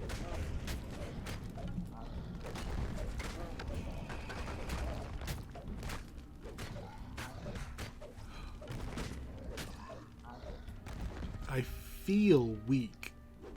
I mean, I know they're giants. They've got 1,000,000 constitution. They're supposed to be giant sacks of hit points, but I still feel weak when they take so long to go down. Okay. I think that was the end of beating up guys to make roots fall down. Where was the door? I think this was the door right here. Can't go straight that way. Can't use my horse. Just gotta clunk along. Man. You know how many times I have regretted not farming out those boots of speed from Ravenloft? I love those boots. Oh man, I miss having those boots. We don't even have regular full 30% movement speed. Apparently that's not where I was going. Oh, I overshot. We want to go there. And apparently we have friends. Hello, friends. They separated because they knew I was killing them both at the same time. Well played, giants. Of course, when you separated, you should have just continued to run as fast as you could.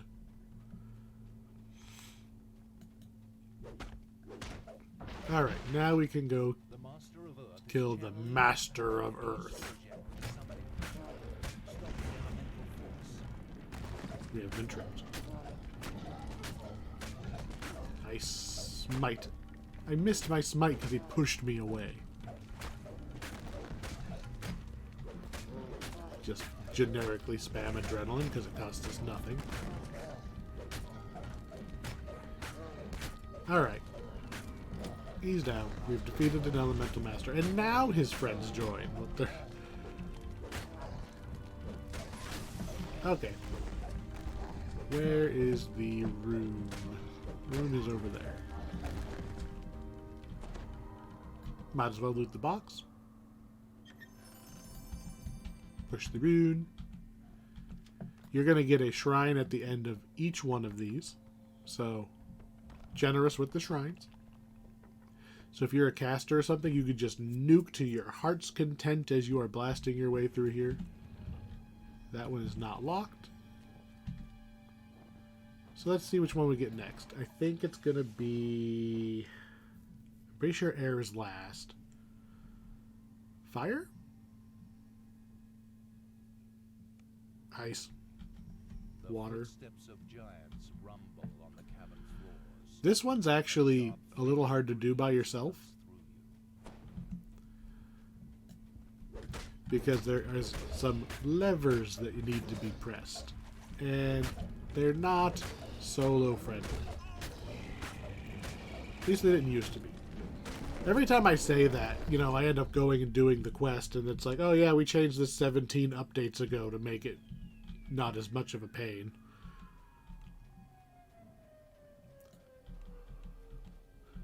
I am pretty sure what we've got here is we need to hit all these levers at the same time. I'm actually having trouble remembering precisely, but...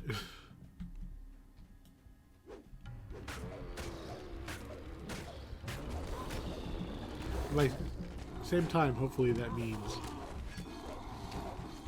just close to each other in timing, because there's no way I'm going to get them all by myself. Alright, hireling, come here. You're going to pull I'm going to kill this first. Alright. I'm still targeting that one behind me. You pull that. I pull this. I need you to pull that one while I pull this one. And as long as...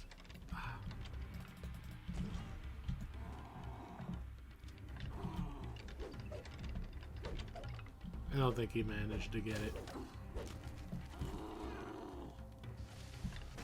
I don't actually know what those all do, but all the faces look green. They might be on a time limit.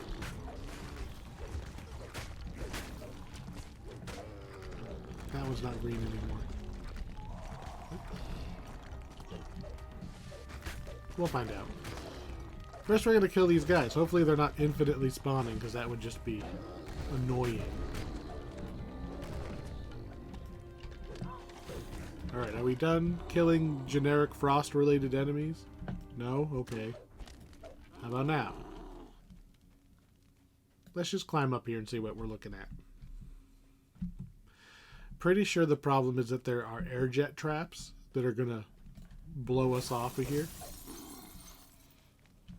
Yeah, see right there? And I think different levers... Go pull that. I think different levers turn different ones off. Wow, you are really, really far away. Okay, Clint. Pulls the lever. Oh, he's being attacked by demons now. Oh, hey, they're off. But now these ones are on, and I need you to go do that one. I believe in you, Clint. Not really. I believe you can try. You are like way over there. You're using the wrong one. Get up here. How did I hit the come here button and the demon teleported up here and he didn't? Seriously. Alright, we're just going to try to YOLO it because we got to jump down anyway. Now. Nope, not even close. Boy, I sure do like it when there's infinitely spawning bad guys. So, and this is not even like one guy, right? This is, hey, let's spawn an ass load of guys just instantly in front of you, constantly, so somebody has to be sitting here actively fighting bad guys the entire time. Are we done? Are we... No. You're just going to spawn another one already? Eat a sack of dicks, okay? That's what I think of your infinitely spawning enemies as a basic game mechanic. Use the stupid thing. Just use it! I'm telling you over and over again to use it. I don't need to kill that. Is this one on? Okay. We're just going to flip them all ourselves and see if we're fast enough to run. See if we make it through. I don't know what the important ones are. See, this one's already... No. Because, of course, there's ice. And we're being attacked by these fucking ice demons still. Even though I've killed, like, a bunch of them already. Because I can't rely on Clint. God damn it. They just infinitely spawn. Okay, so what we need to do is we need to have aggro is what we need. Clint, go hit that.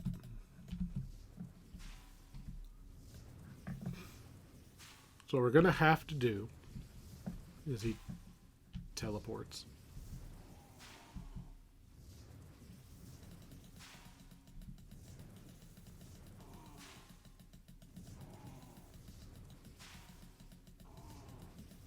As he just repeatedly fails. Get up here. Did you see the demon walk past me? Completely ignored me. I don't suppose you actually got it before. Hey, look. How about instead of using your magic to wound this thing, you heal yourself? Alright.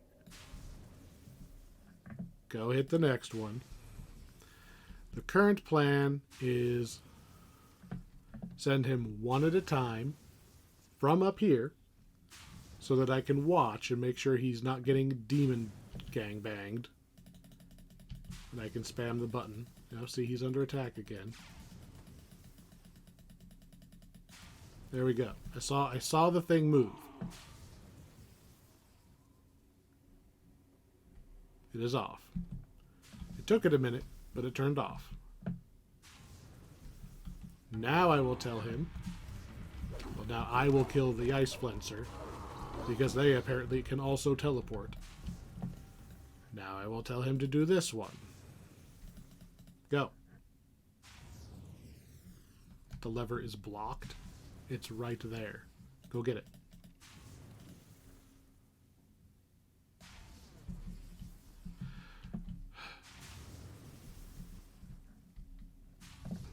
Alright, plan B. Jump, summon. Quick, go get it. Oh, he's standing on me still. It's not blocked. Walk down there and get it. It's blocked because the game considers I can't jump when I'm on ice. The game considers this is a blocked path now.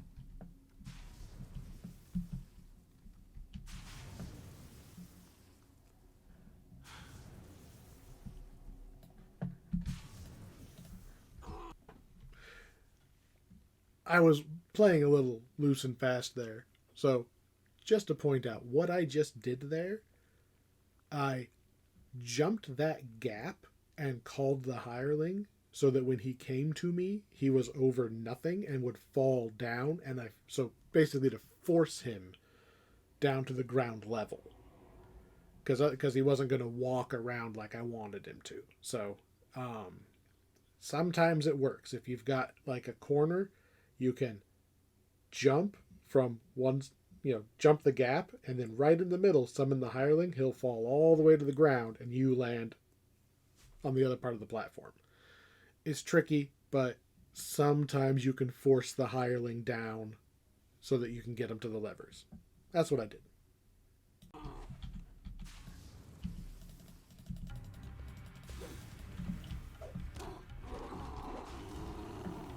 Okay.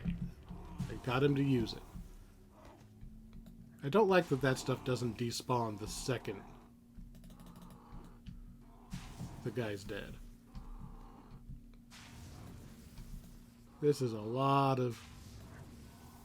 And now he's dead, because one fucking demon is all it takes and Clint dies.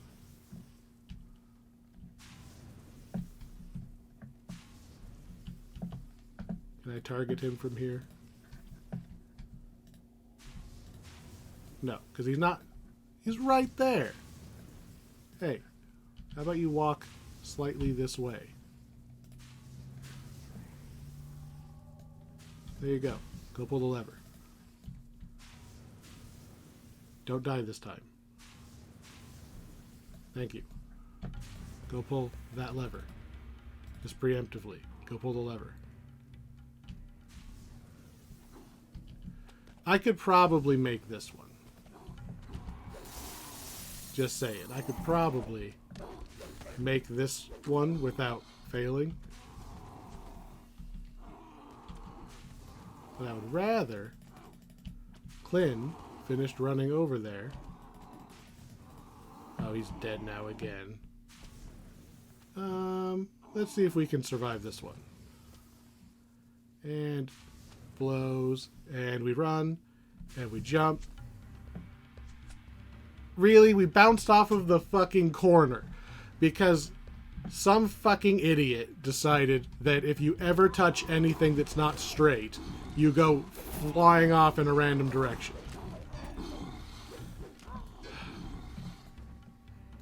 Good fucking job, Clint. You managed to not push the last button. I'm gonna try to... with infinitely spawning ice flensers. Where's my little ring of resurrection? Save a little bit of mana here. Oh, I gotta use it on the bar.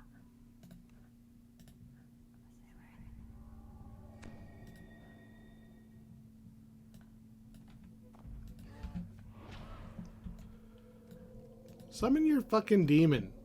Why are you not using that to help block? Also, why is it that I can't just hit these myself?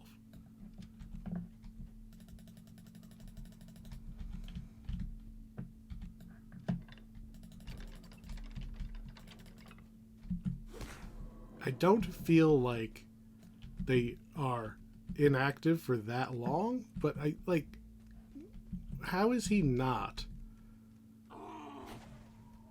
How is he not able to run down there and hit those for me? Halfway again.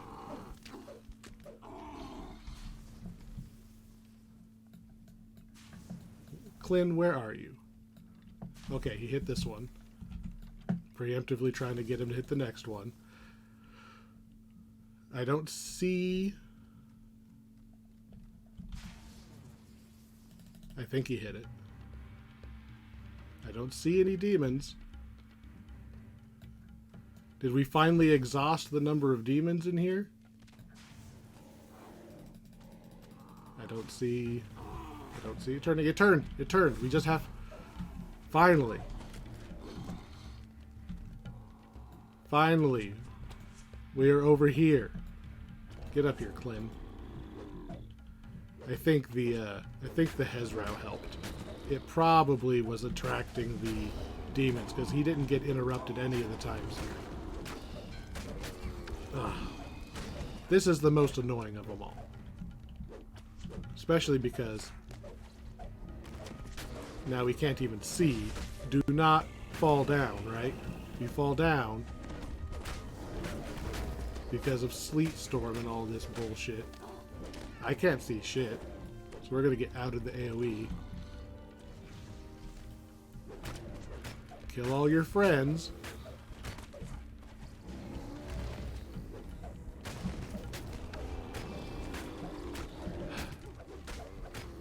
The other ones are not nearly this frustrating. You know, obviously I am a solo player. I play by myself most of the time. So it pisses me off when there is a quest mechanic that's really just there to say, fuck you, you don't have friends, you don't get to play this quest. I'm sure what they're going for is, hey, go get your friends to buy this pack and come play the game with you. But no. That's not what it feels like. It feels like, oh, we've decided to put this arbitrary thing in front of you, and good luck getting around it. That one's still locked.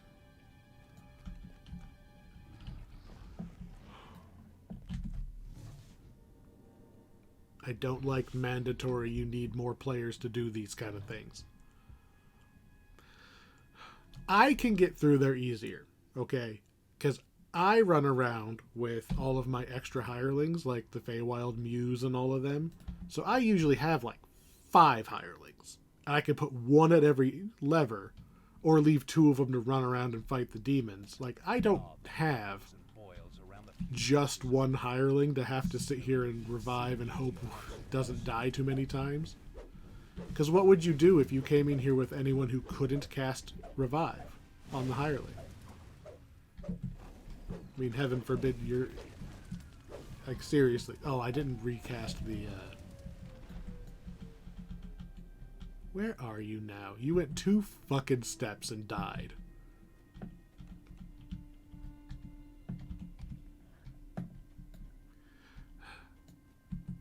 I didn't recast his fire resistance.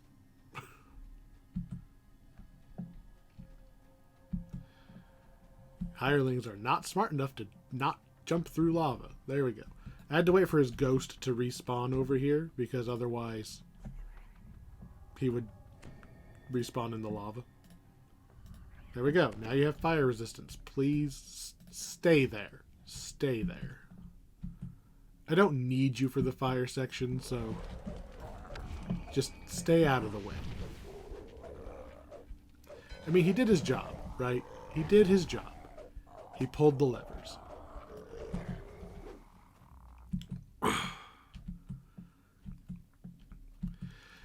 That is also doable if you're like a monk, rogue, favored soul, any one of the ones that has the jump ability that just shoots you forward.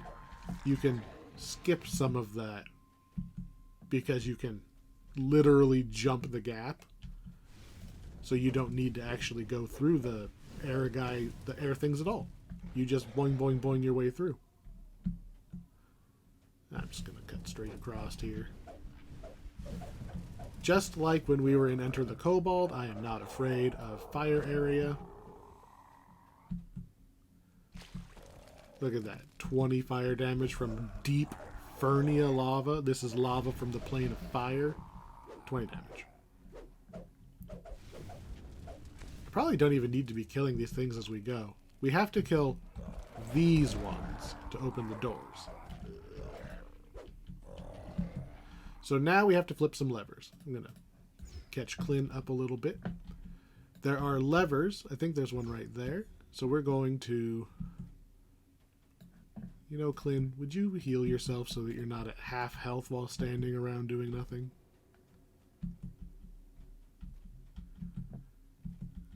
I'm going to guess 3 levers, because that's how this works.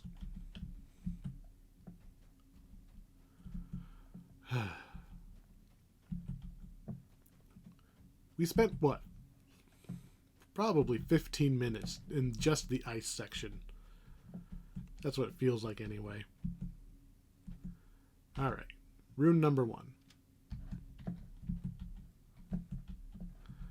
There's 3 runes. We're going to go this way, because we don't actually take a lot of damage from the fire, or the lava. If you have higher jump, or if you remember to drink your jump potion, you can kind of make some of these a little... Cut more corners. Alright, there's 2. We need all 3 to lower... Yeah, 1, 2, 3. Need all 3 to lower the fire gateway right there. Let's see. We did that one, so I want to say it's probably that. I'm not that confident that I can swim this gap, but we're gonna do it anyway. You can just go around. But my 55 fire resistance says, screw you, puzzle.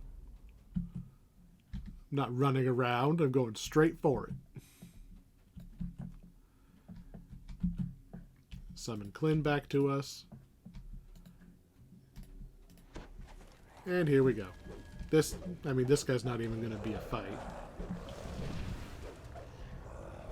He's just going to be throwing fire damage at us, not blinding us while standing on a ledge. It'll take us another 15 minutes to climb back up if we slip off during the sleet storm that he also threw up after he blinded us. The ice guy's a dick.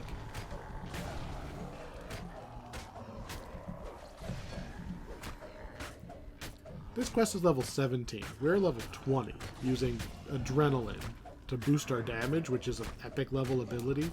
And these guys are still just taking forever to fall down. Challenge rating 21. I wonder if they were given epic stats because their challenge rating is over 20. I'm going to go ahead and rest because I'm getting low on juice, and Clint has died a couple times, so I don't quite trust that I'm going to have enough SP to revive him enough times. I'm going to wait for him to be done resting so we can get the buffs. Alright, there we go. We should be good for the rest of the quest now.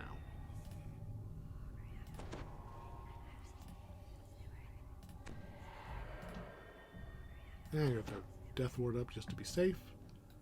Where's my rune? Hello, Rune. So, the last one is air.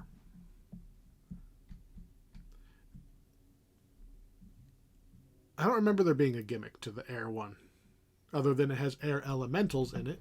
I don't want to say your air, because we had to skip one on the last trip.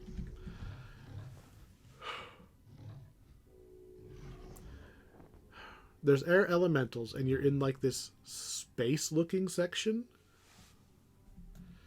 So, probably want to be careful not to fall. The towering structure that looms before you causes an intense feeling of vertigo. Bonk.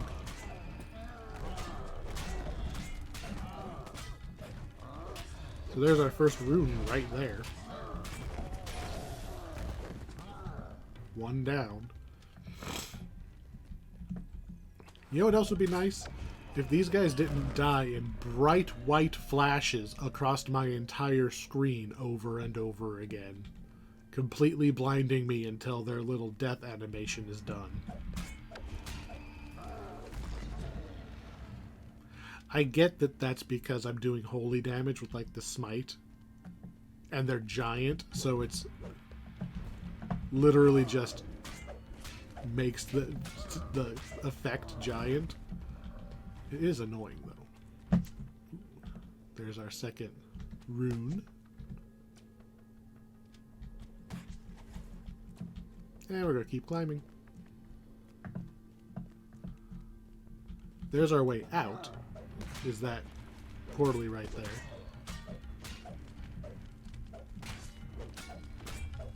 I haven't seen the air elementals. I'm pretty sure there was air elementals here.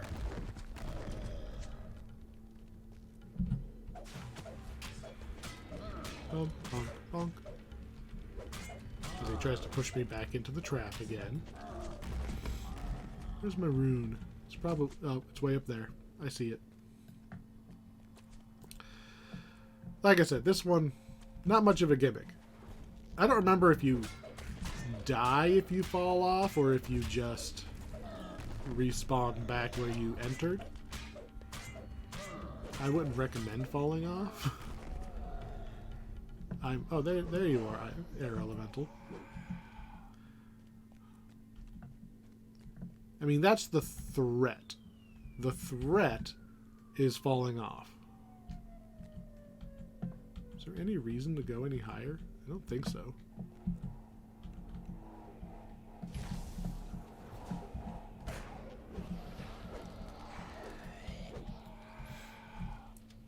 Easy.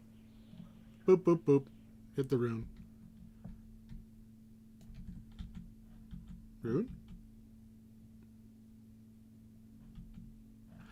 Okay. Okay. Apparently this one doesn't match the pattern of the other ones. Apparently we do need to climb the rest of the way up. There was a force field in the way, so I'm guessing we dropped down to... yeah, because there was a force field there. So that force field rune dropped that. Okay, we'll climb up slightly higher and then go out. Instead of 3 runes, there were 4. That was the gimmick. There was one more than normal.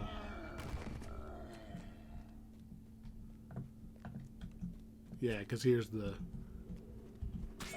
guy.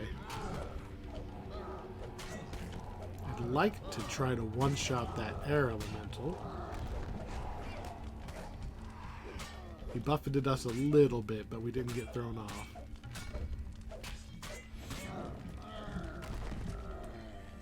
We're going to try to adrenaline smite this guy out.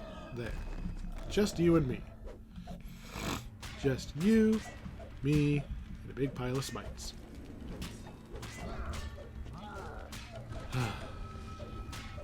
Challenge rating 22. I don't believe these guys can fly, so I don't think he's going to path over the edge. Yes, screw your air elementals, though. Ah. They didn't quite get me.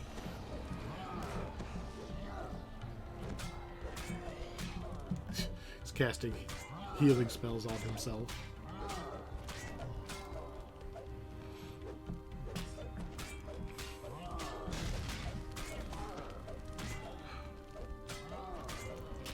I don't remember these guys being this tanky. Come on, just fall down. You're not gonna win. I really should use my short-term buffs more often. I should. I'm just used to things dying faster. Sorjek is no longer able to summon the essence of these dragons for his undead All right. draconic. We have stopped the ritual. Oh, that was the end of the quest? Interesting. I don't remember that being like that. Optional defeat Sorjek. That's not optional. That's why we're here. This was not a boss. I wonder if has it always been this way, or did they change it?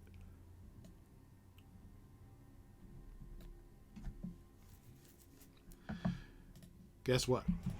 I have buffs. I'ma squish you. So, he has a similar mechanic to what he did during his actual raid back in Tempest Spine. As we damage him, he's going to actually summon some mephits, and they're going to give him additional powers. We take away those powers by running over and killing the mephit. So I'm keeping an eye out for mephits showing up. Wind effect. Have to remember to throw my adrenaline and my smites in here. Because he is undead, so I have the power to do very large chunks of damage if I remember to push those buttons. I'm tempted to drop Crusade.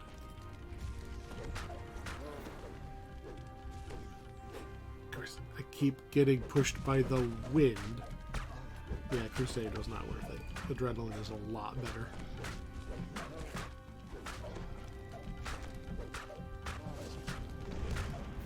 I haven't seen any of the mephits yet.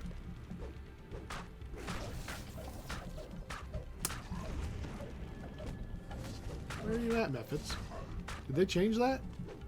Because I know I've had to run around to take out... Oh, here we go. Shield me from my enemies. Hello, mephit.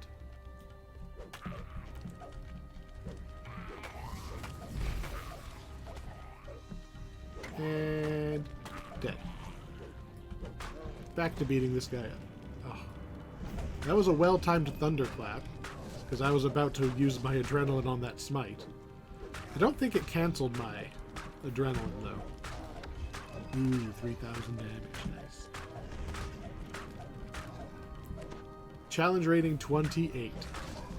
I'm okay with him having a lot of HP, right? Because he's the boss. All the other giants having annoying amounts of HP is like, come on. Alright. We have defeated him. Oh, and then he gets back up again. Defeated again, yet my soul is no longer mine.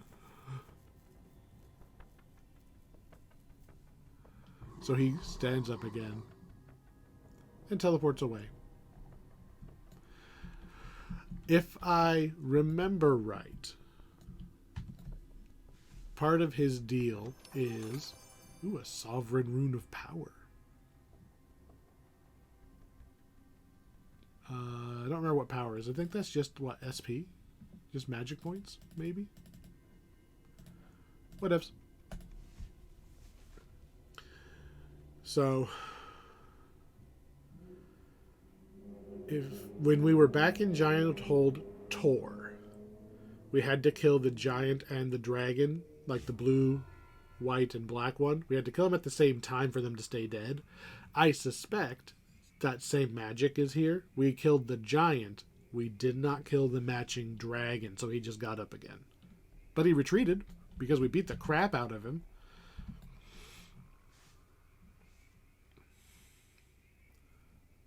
So, we saved the souls of the dragons. He gives us 50 draconic runes, because conveniently, that is exactly the number you need to go get the armor. We're going to go look at the little workshop. I want to say it's up on the 2nd level. I think we're on the 3rd level, but it's up here somewhere. It has been a minute since I actually did anything with this crafting system.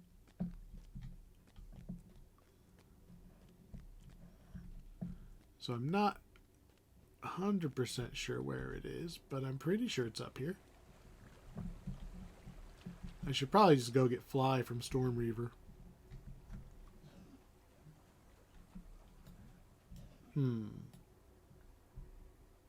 Well, down on the map doesn't have a quest. So while I'm running around trying to remember where that is, what do I think of this pack?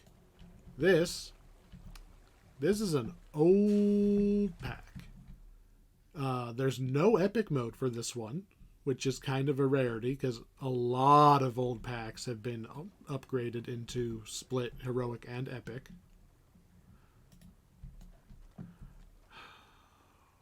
They did do Giant Hold not that long ago, so I have a suspicion that in their timeline they may actually come back in epic, these ones, because Monastery of the Scorpion is very popular. Okay, so yeah, let's do that first. Monastery of the Scorpion is a ton of XP, especially if you can do the puzzle. These quests are not super long. I don't really like Prey on the Hunter, the run around in the ice cave one. I don't like the randomly placed lever, and I don't like how slow I feel in these giant caves. I feel like it just takes too long. And I almost never do the last quest because I never bother farming out all the dragon gems just to be able to get in. And then, get pissed off at the ice cave section. So, is it worth it to do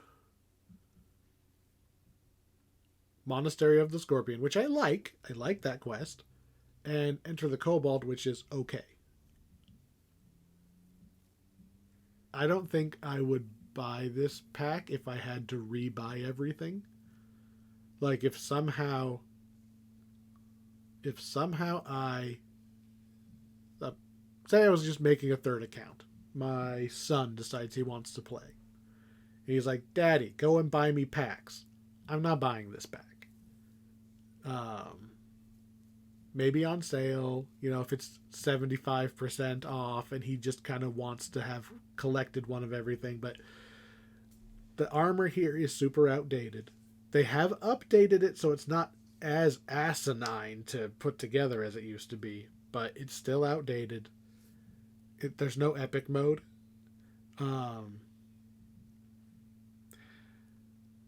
The best I can say is if you are an established player, you already play this game, and you don't happen to have this pack, pick it up the next time it's on sale, because I've got a hunch that they're going to upgrade it to epic, and when they do, they usually up the price. So buy it when it's on sale at its original price, and then there you go.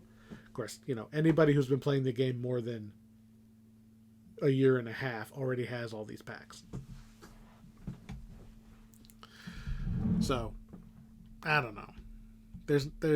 I don't feel like there's a great reason to buy this pack, even though I like Monastery of the Scorpion, but it's so far out of the way, right? Like, whatever XP you would have got from Monastery of the Scorpion, you lost because of how long you had to walk just to get to this area, let alone get into the quest.